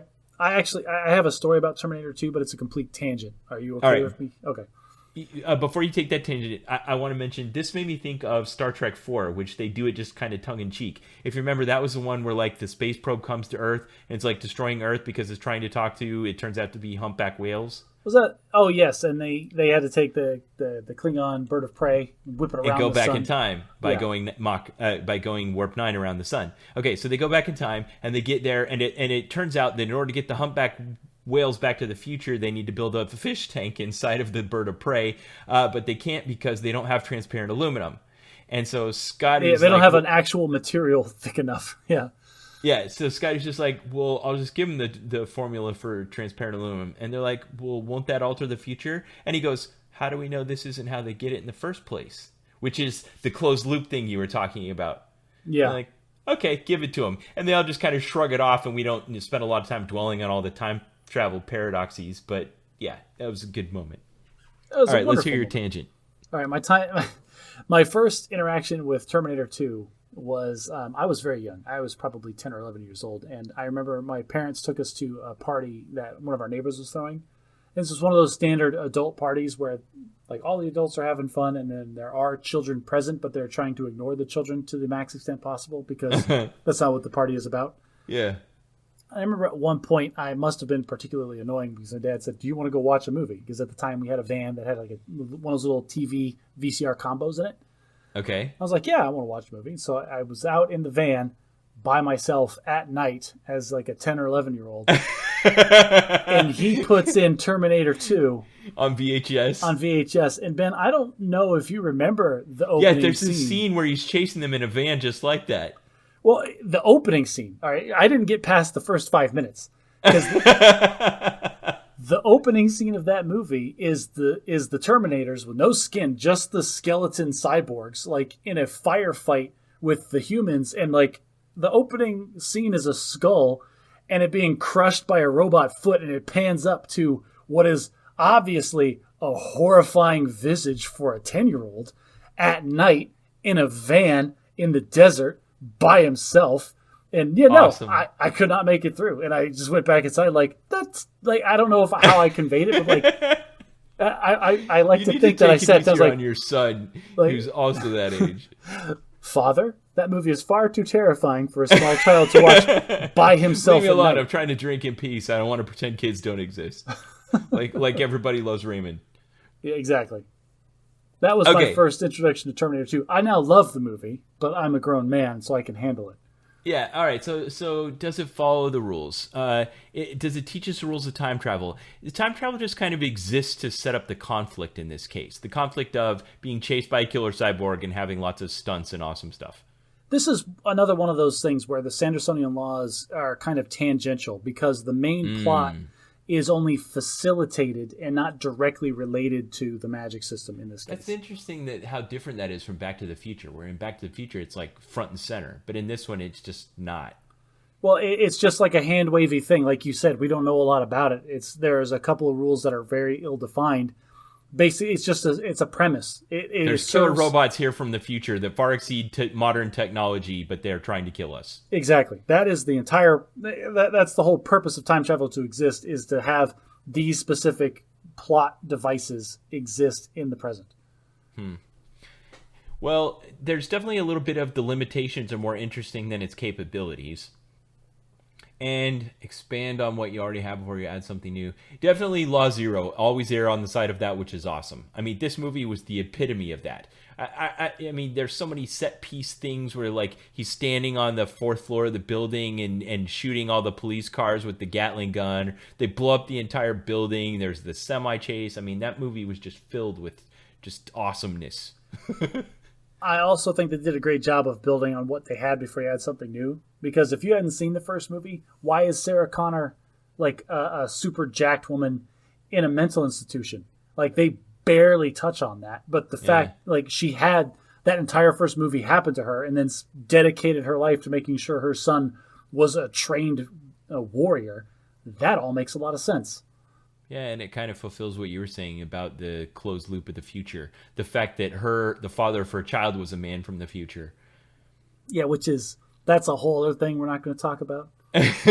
Yeah, okay, so if we're talking about the logical inconsistencies, there's a lot to be had here if you want to peel back the surface. But it's definitely awesome. I'm going to give it a B, I guess, for its ability to follow the rules that it's set up. I'm there. It should be like a C or a D because the paradoxes like you were talking about earlier. But Rule Zero, man, the whole movie is just awesome start to finish, so that brings it back up to a B.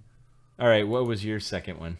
Okay, so my second one, I'm really glad that you talked about Terminator because this brings into one of my other ones. This is not a movie. This is a TV show. This is called Rick and Morty. Have you ever seen this show, Ben? I'm aware of it. Okay, this is an animated show on Cartoon Network. The premise is actually hilarious because it's based loosely on Back to the Future. You have it's not called Doc and Marty? no, so it's an old guy who is a genius and his grandson in the show. Old guy with wiry white hair? Yes, it is. Like the creators of the show have come out and said that it's based loosely on this inexplicable relationship between Doc Brown and Marty McFly. And it's Rick, who's the grandfather of Morty. And they go on adventures. Rick is the smartest person in the universe and can time travel and travel to alternate dimensions and can make anything and is just so over it. Like, I don't know. He's very nihilistic. Yeah. And I find it hilarious. Anyway, he's not suicidal, but he's definitely just bored with being the smartest person in the universe. He attempts to commit suicide a couple times. One time he was very close, but he was too drunk to pull it off. Like, it's pretty bad. Definitely an adult show. Do not let your kids watch it. It is animated, but don't let that fool you. Anyway, there's 2 episodes where they do time travel. I'm going to talk about one that is directly related to Terminator 2, and it's hilarious. The scene is they are flying through space in their space car that he made out of trash. Like, there's little trash cans as part of the car. And then the whole spaceship starts rattling. He's like, oh, crap, I got a flat tire.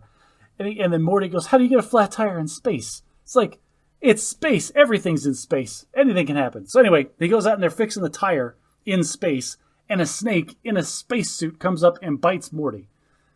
And this whole premise is that they end up taking the snake back to a snake planet. There's a whole planet of snakes this was like their first pioneer. This was their Neil Armstrong that the snake species sent into space, right? Then why did it bite them? Because it's a snake, Ben. That's how snakes say hello. Hello. It's the frog and the scorpion thing. Because it's a snake, so it bit him. Anyway, they take it back to the planet and just like kind of huck it out the window and like let the little parachute catch it on the way down or whatever. But Morty says that's not good enough. And so he went and he bought a snake from Earth that looked like the snake.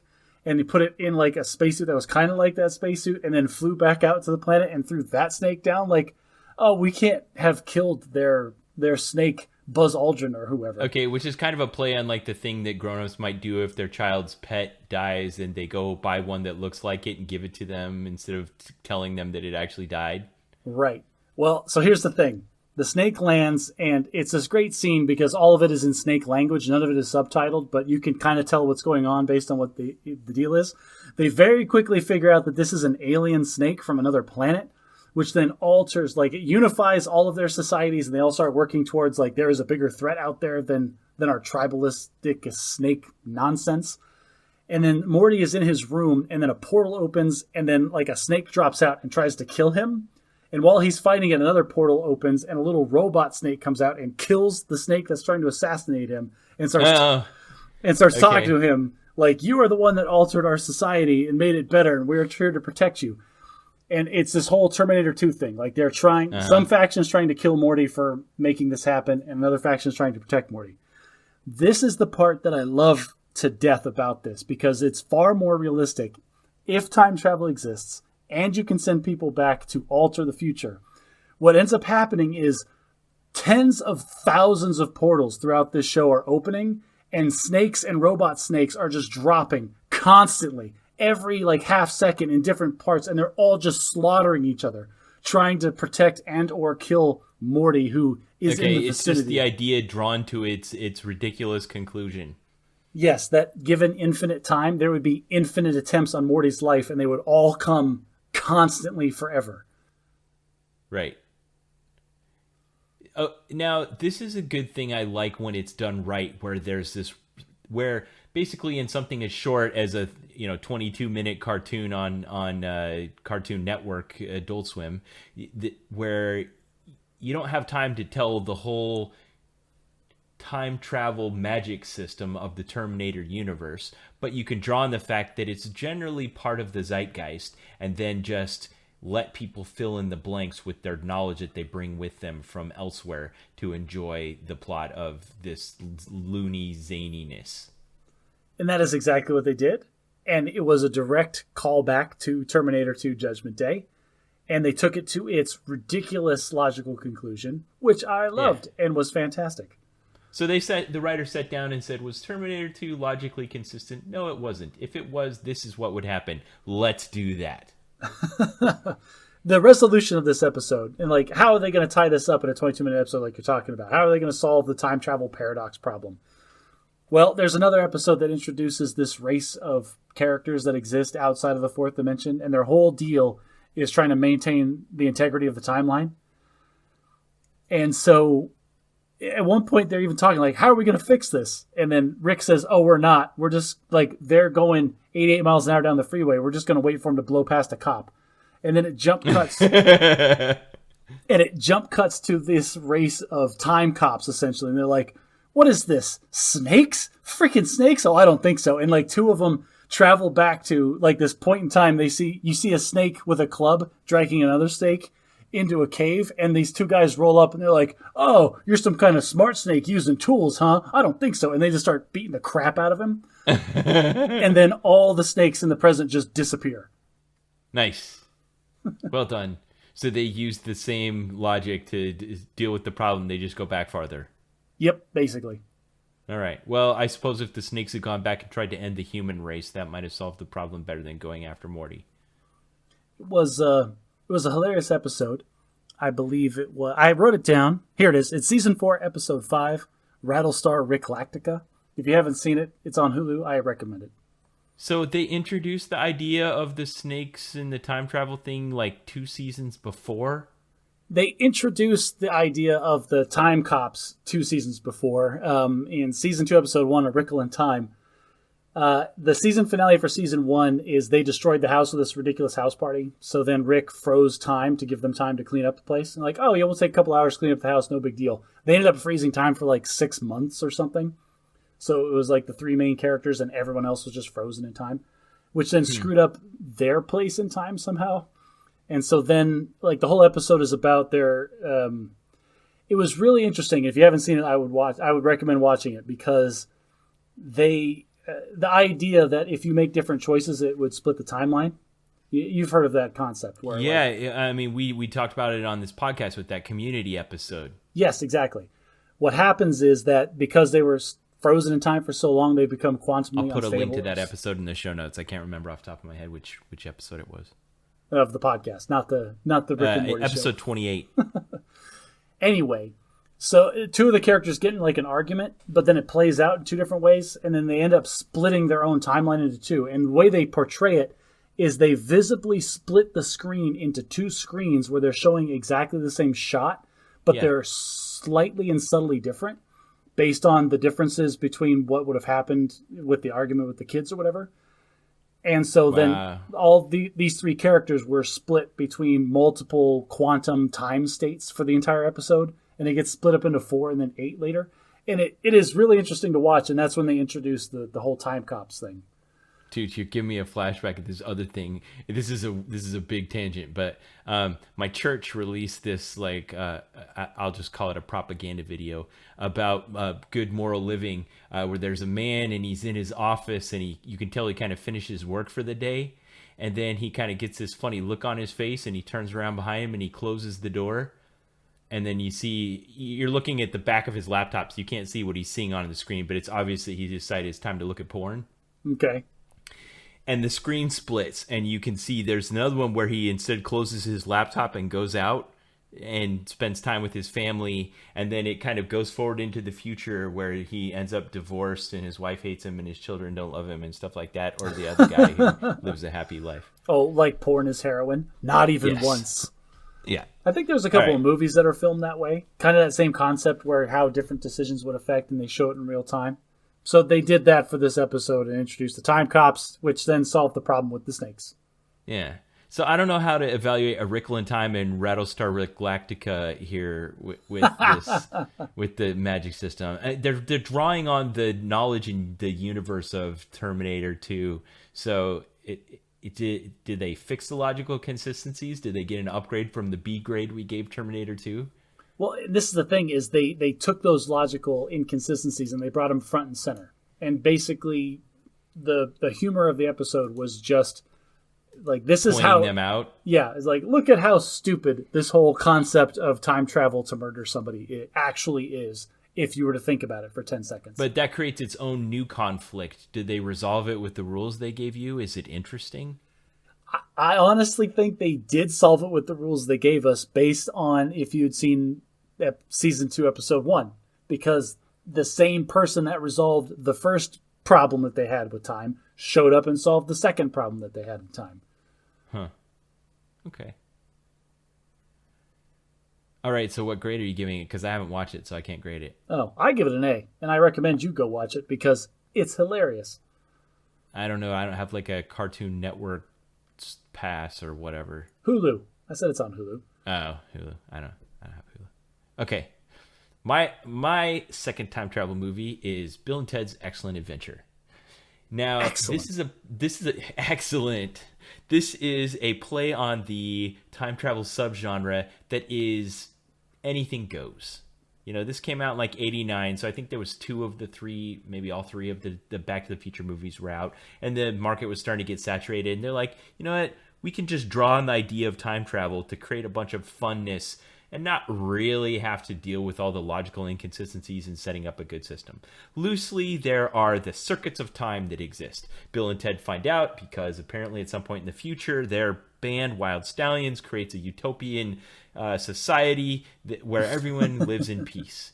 But for some reason that they don't explain and don't even try to be, that this moment they're coming up on where they have to pass high school history and Ted not get sent off to military school in Alaska, they have to pass this history exam, and they haven't been taking it serious. So Rufus shows up in the phone booth, which represents their interface with the circuits of time, which allow them to go to any time and place in the past using the phone booth. The rule, as we're taught following Sanderson's law, is that the clock in their reality they come from is always ticking, and they can only go back to that present, and they have the deadline to meet in that present. And that keeps the plot moving forward and helps move things along.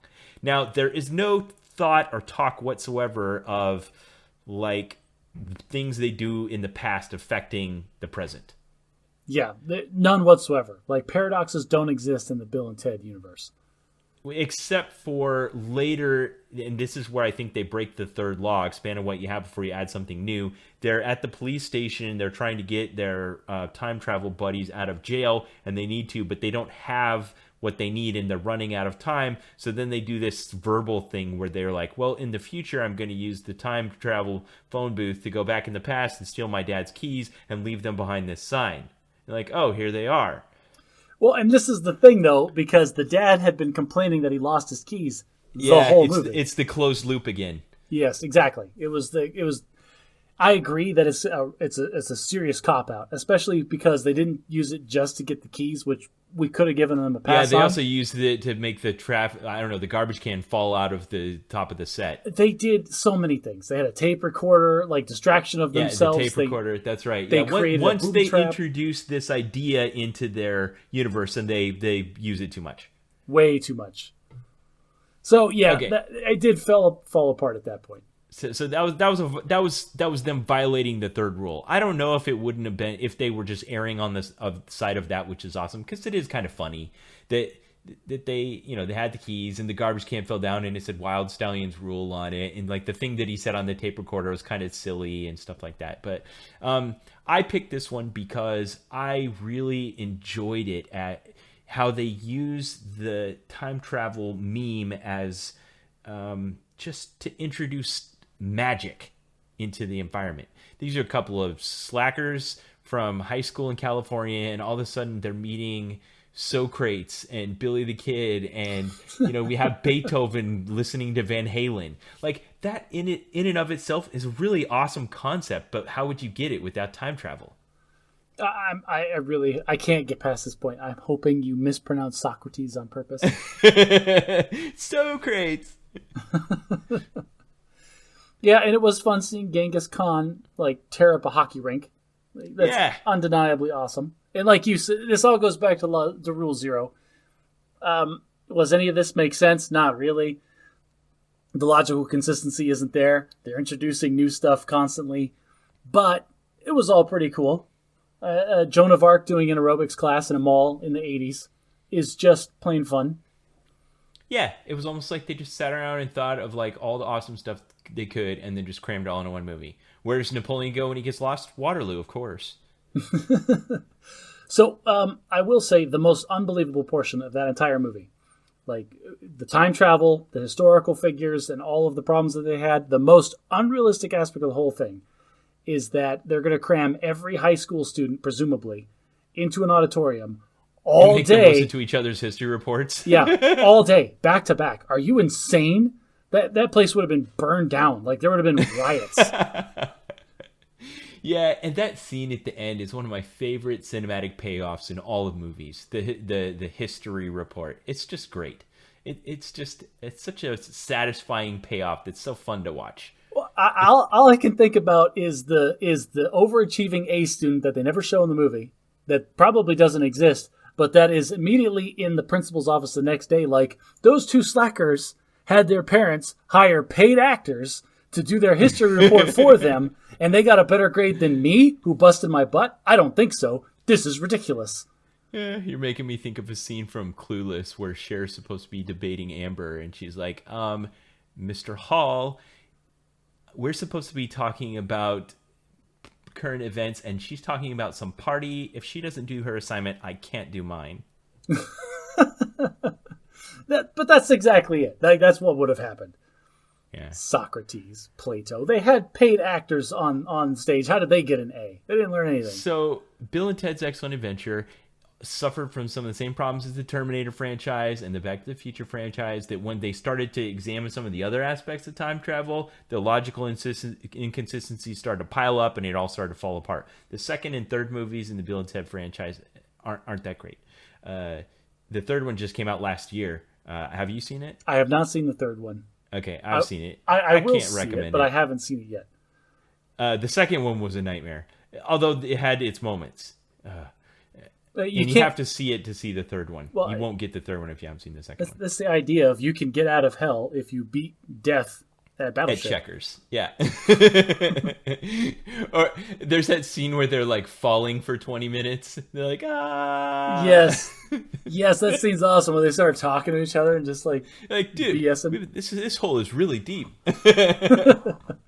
Yes, that movie is terrible, but it does have its moments.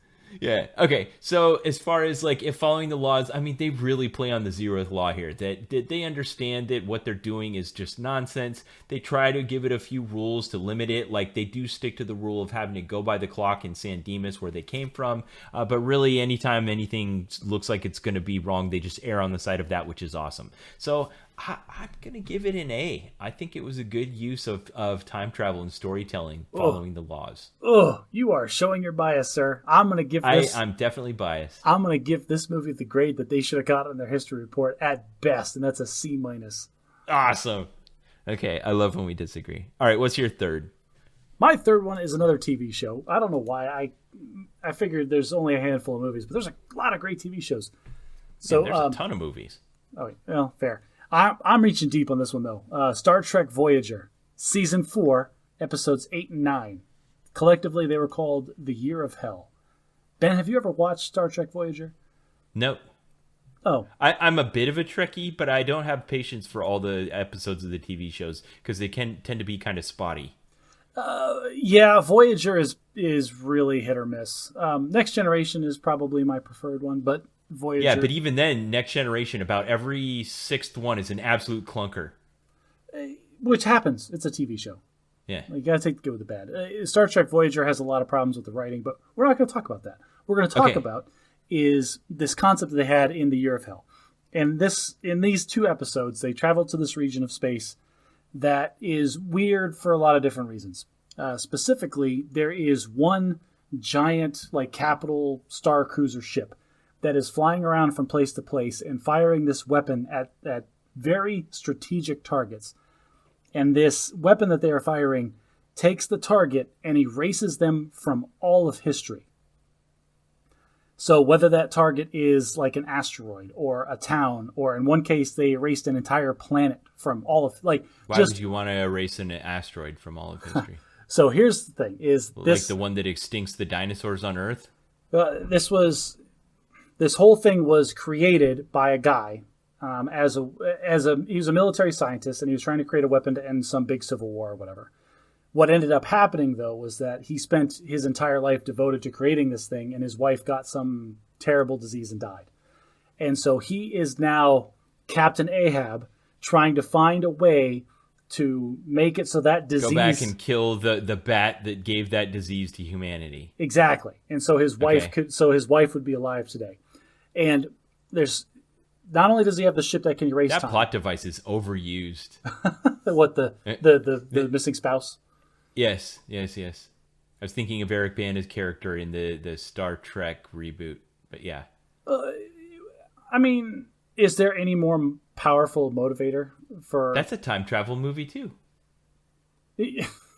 You're derailing me. Are you listening to my Star Trek Voyager discussion? Yeah, sorry. Okay, so his wife died. That's his motivation. Okay. How's the time travel magic system work? So there's two things. One, he's got the weapon. Whatever he fires at, and it's very surgical in its precision about what he wants specifically deleted from time. It is deleted from all time, period. There is no, I only want to delete it back to such and such year. No, it is just gone as if it had never existed in the first place, okay? Like Thanos snapping. Yes, exactly. Forever. And it alters the past, which then alters the present. So the second thing is that they have some kind of ultra-powerful computer on their capital ship that can calculate and simulate what would happen if they fired it at specific targets. So our protagonist in this ends up on... So it's like a gun, you just pointed at something and then it alters all of past and future? It's a phaser weapon. It's like a laser, but yeah. Okay, I want to dwell on the awesomeness of that concept for a second. Because, on Star Trek you have your phaser and you turn the dial on it and there's the maximum setting where it will vaporize or disintegrate something, and there's the minimum setting where it will stun something. And I'm imagining a Rick and Morty where you can see the dial turns all the way around and then there's a setting way past the highest setting that's erased from existence for eternity. And you turn it to that and point it at something, and... That's exactly what happened. So okay. Half of the plot of the episode is the poor Voyager, the starship that is stuck in this chunk of space as time is altering around them. And it's just bad. It's called the Year of Hell for a reason. It takes the events of these two episodes play out over the course of one standard year. And it's terrible for them. But we don't care about them because they don't have anything to do with the time travel mechanic. We care about is one of our protagonists ends up on this capital ship somehow with the guy and ends up befriending the captain of the ship, and they start both getting really into it because then the guy, he's Captain Ahab trying to get his wife back. Then the protagonist is all about, well, is there something that I can do to alter history so that my crew and my people never end up in this part of space or marooned here or whatever in the first place? And so he goes down his own Ahab rabbit hole. And there's this great scene where he's talking about it, where he goes up to his guy with his first one. He's like, I think that if I delete this meteorite from history, we never, none of this bad stuff would have happened to me and my crew. And then the captain in his smug way goes, okay, we'll run the simulation. Let's see what happens. And he's like, I think it's going to do this. And you see one little bar in the way of simplification for the TV show. They have a couple of line charts that are stacked on top of each other. He's like, I think this line's going to go here and this line's going to go here. And he goes, and he runs a simulation, and then everything radically changes. And he's like, what happened? And the captain goes, the law of unintended consequences. That asteroid 2.4 billion years ago went around this planet, which pulled this cloud out of space, which created this amount of life, which then you just deleted an entire civilization from history. And that's kind of the conceit of the whole thing, is... Why does that appeal to you, Josh? Why did you remember that? Why did you pick this as your example of time travel? It's that whole unintended consequences butterfly effect combined with the Captain Ahab obsession with it. Because I can see myself falling into that trap so easily. I'm a smart guy. I created this technology. There is no way I can't find a way to use it to solve this specific problem, and then just falling so deep down that rabbit hole that you completely lose yourself to it. Yeah, well, the Butterfly Effect movie was just like that. There was this one girl that he wanted to live, and he found out that he had the, psychokinetic power to go back in the past, and every time he would go back and try to change a thing to prevent her from dying, he would just make it worse, and she would end up dying later or a different way or something like that. Not like Final Destination style, but just he can't understand all of the unintended consequences of his actions changing the past, and it still doesn't achieve the outcome he wanted. Yeah.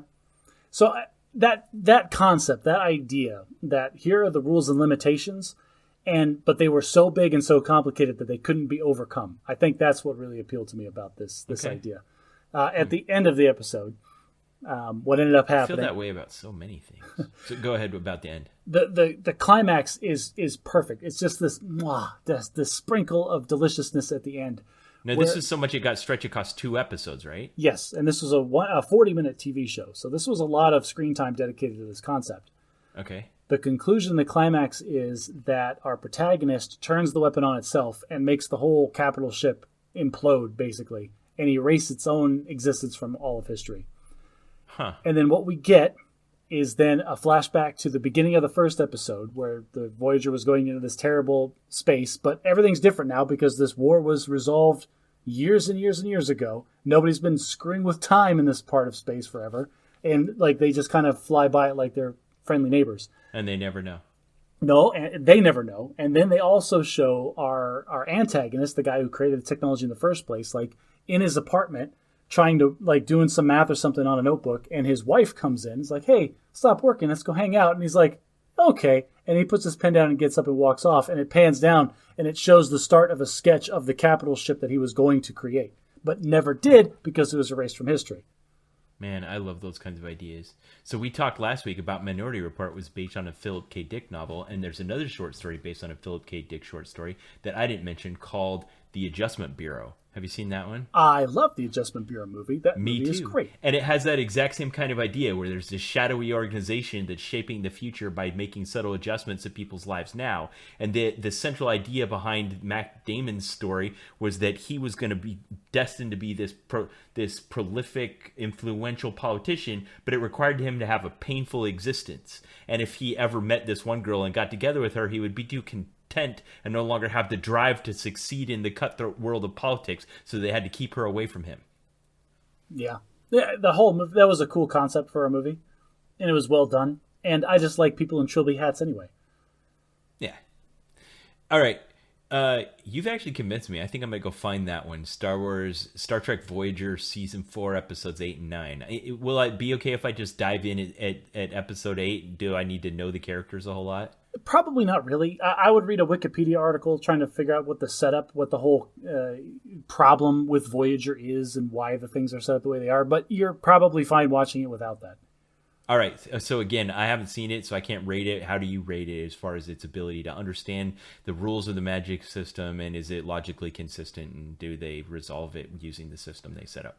Be warned, dear listeners. It's a Star Trek show, so it's way nerdy. Like, it's way more talking and a lot less action. But for me, that's very awesome. So I think it's very consistent with the rules that it sets up. It is very interesting consequences and ramifications of the actions that are being taken place by the people that are doing the time stuff. I give it an A, but I might be biased towards Star Trek. So nice. No, you convinced me. I think I'm gonna try that one. All right. Before I go on to the final one that I have, and we wrap it up, I want to do a speed round because you said there weren't that many movies. So just in the movie Avengers Endgame alone, where they're becoming yet another movie in the pantheon of sci-fi time travel movies, they have this scene where they do a speed round and list off a bunch of time travel movies. So we'll see how many we did. Back to the Future, Star Trek 4, Terminator, Time Cop, Time After Time. I don't think that's even a movie. That's just a song, but they were throwing that in for comedic effect. Quantum Leap, Wrinkle in Time, Somewhere in Time, Hot Tub Time Machine, Bill and Ted's Excellent Adventure, Die Hard. No, that's not one. That's a funny one. In the Minute Physics video, they also bring up Looper, I which saw I've Looper. seen. That movie is terrible. Lost, the television series, which I haven't. Game of Thrones. How is that a That time travel? There's time travel in Game of Thrones. Doctor Who, definitely. Men in Black 3 was kind of all about it. It was definitely a time travel paradoxy, science-y movie. No, that was a heartless cash grab. Don't go watch that. Yeah, and then there's a few historical ones. Like you brought up the example of just being able to see your past and try and change it, or what it would be like if you're erased from existence. That made me think of the Christmas classic "It's a Wonderful Life," or even the Georgian era, or whatever era it is, Charles Dickensian Christmas Carol, which is an example of do-over time travel. Kind of. Like, he just gets a vision of the future. Like, he could have been high on that bad oatmeal that he was eating before he went to bed. We talked about that in our Christmas special. But like, what would it be like if I didn't exist at all? Also true. Yeah, and that, which leads me to my favorite film of all time, which happens to be a time travel movie, which is Groundhog Day. Groundhog Day is an excellent movie, and you have said multiple times it is your favorite movie. Now, it's really different from all of these others in that when it comes to understanding the rules of the magic system, how it got there, why it exists, what the rules of it are, we don't know any of that. We never know. I always took it as a capricious deity trying to make our protagonist a better person, because he doesn't ever escape it until he becomes the perfect version of himself. But there's no evidence for that in the film itself. No, that's true. None whatsoever. It is open to interpretation, which is a genius move on the movie maker's part, and we've talked about that before too. Yes. I also like the fact that, kind of like WandaVision, it's just a mystery that we're unraveling along with the protagonist, but we don't understand it. Like in Back to the Future, right up front, they tell you the rules. Here's the rules. Got to have flux capacitor, drive 88 miles per hour, 1.21 gigawatts. All right, got it. We know all the rules right up front. In Groundhog Day, like, we're just as mystified as Phil Connors when all of a sudden he wakes up and it's February 2nd again, 6 a.m., Sonny and Cher playing on the radio. And that's where the appeal of the movie comes from, and that's where the intrigue and the engagement comes for the audience. I still want to maintain that while Groundhog Day is a fantastic movie, I also very much appreciate Palm Springs, which did exactly the same thing, but then like took the extra couple of logical steps that I wanted to see in Groundhog Day. Like, how do you exploit this knowledge of the future to your own benefit? Or what happens when you've relived this life 1,000 times and just give up? You know what? I'm done. Now, contained inside of this Palm Springs Groundhog Day is a theological concept that I hold near to my heart, and that is, if we have an immortal soul inside of us and we're here on Earth experiencing human existence and we die someday, what do we get to take with us? You know, you don't take anything with you except what you know and what you've learned that's become part of your spiritual identity. So that's how it works. You know, no matter how many objects he collected one day, when he goes to sleep that day, he wakes up again and he starts back over with only what he had at the beginning of the day on February 2nd. So the only thing he brings with him on each iteration of this do-over time travel loop is his knowledge of the world around him. Interesting. Which then calls into question the theoretical storage limits of the human mind. Like, how long could he live in this time loop before going absolutely mad or forgetting where he lived before he was in this town? Yeah. Now, once he kind of goes through the 4 stages of grief and reaches the acceptance phase, then he uses that knowledge to better himself. And he becomes knowledgeable about the people around him and uses that knowledge to help them. He develops the skill playing the piano. He learns to carve ice sculptures. He becomes a bit of an amateur medical technician, auto mechanic, all kinds of, learns to toss cards in a hat from across the room. Just all kinds of great things that will retain with you when you reset the day. Now, he wasn't doing any of that with the expectation of exploiting this time travel magic system. He didn't know, there was no understanding of the rules. There was no rules. Well, by the time you get to the acceptance stage, after committing multiple suicides and not escaping from it, you would assume that this is some form of weird purgatory and you're just stuck here. And so he'd have to come to the conclusion that it is what he makes it. And that's kind of where we come in Palm Springs, where he's just kind of like riding it out.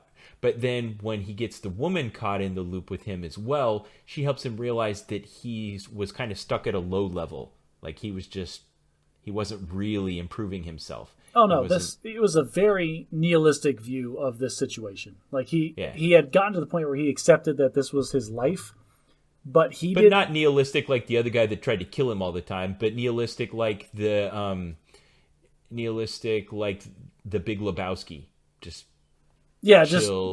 very shrug, whatever. Like, man, whatever, man. I'm just gonna live another day. Yeah, no matter what. Yeah. I think that was also one of the weaknesses of Palm Springs, except that they had to have it in that they needed a bit more understanding of why the time loop existed so that it could be exploited. Yeah, because the ultimate conclusion of that was that they escaped from it eventually. Yeah. Which, I mean, they could have left it without that. We could have left our protagonist couple like happily together, stuck in a time loop for all eternity. I think that would have been an equally justifiable ending to the movie. So, to show that I'm not as biased as you say that I am, I'm going to give the Groundhog Day a low grade here in their use of the magic system, because they don't really teach us the rules and we don't understand them and we don't follow them. So I'm going to give it a D. For its use of the magic system. Really? That is interesting. Yeah. Just because... My favorite film of all time. It does not follow Sanderson's laws of magic. I mean, I guess that makes sense. Solving the conflict that he's stuck in this time loop depends directly on how much we understand it, which we don't at all. The limitations are more interesting than his capabilities, which we kind of get because we understand that he's just stuck there, but we don't know anything else beyond that. And then expand on what you have before you add something new. He does escape it inexplicably at the end after he gets the girl. That's kind of arbitrary. So, yeah, I guess it doesn't follow any of these rules. But it's your favorite movie, Ben. Come on. Yeah. Which just goes to show you don't have to be consistent with these kinds of things in order to tell a good story. I don't know. I'm going to give it a higher grade than that just because it is such a well-told story. And all right, so what do you give it? I am going to give it probably a C because it does break all of these rules. But as far as the actual magic in the system. But Rule 0 brings it back up to where it should be. Bill Murray does an excellent job of convincing us that a terrible person, given enough time and motivation and nothing else to do, can become a good person. Yeah. Oh, yeah. All right, I'm going to do like I usually do, and I'm going to make an infographic that puts our 6 films together all in one panel with our ratings of their use of the magic system in time travel. So if you want to see that, you can go to our social media page. I usually put up a photo album with every episode on the Bad at Magic Facebook page. If you haven't liked it, please do follow it, and you can see I usually share memes throughout the week that are relative to things we talked about on the podcast, and where this past week we had several of our audience members interact with us. For instance, I made we incorrectly named an actor from the movie Minority Report last week. One of our audience members corrected us on Facebook, and I created a new infographic showing the difference between Will Ferrell and Colin Farrell and Colin Firth and Will Firth. Did you see my infographic? I did see the infographic. I didn't know Will Firth was a person. And I had to Google it because the image that you have on that infographic, he looks like some kind of anime vampire. And I didn't think that was a real person. Yeah. So, yeah, it's a real person. Will Firth, everyone. Real person. Not somebody we talked about, but definitely on the Facebook page. Yeah. Now, next time, you've kind of been asking me to talk about something, so I'm going to talk about it, and we'll delve into some parenting ideas. And I want to talk about the rich family behavior modification plan that we used over the years. I don't know if I've ever given you the full rundown on it, so we'll do that next time. I do need a more systematic approach to modifying the behavior of my children because, Ben, is it like this for every parent? Because I'm just flying by the seat of my pants here. We all are, Josh. Well, that's good to know because, I don't know, it just feels hard sometimes. Yeah. Well, if you want someone to commiserate with, you can go on the Reddit, our subreddit, Bad at Magic, Reddit/r/Bad at Magic, and you can join in the discussion, or you can go on our Facebook page. If you like what we do and you like what we talk about, please consider sharing us with a friend. If you really want to support the show, one of the easiest things that you can do is give us a 5-star rating on your podcast player of your choice. I keep saying this, but you would be shocked at the amount of visibility we get from that. And really helps. If you are obsessed with us and you just want to hear Ben's sweet, silky voice speak to you for all of time, the best thing you can do is become one of our patrons on Patreon. And we also give bonus content to those individuals and free giveaways from time to time. And next time we will delve into how to do your best at being a parent. And until then, enjoy living the Muggle life.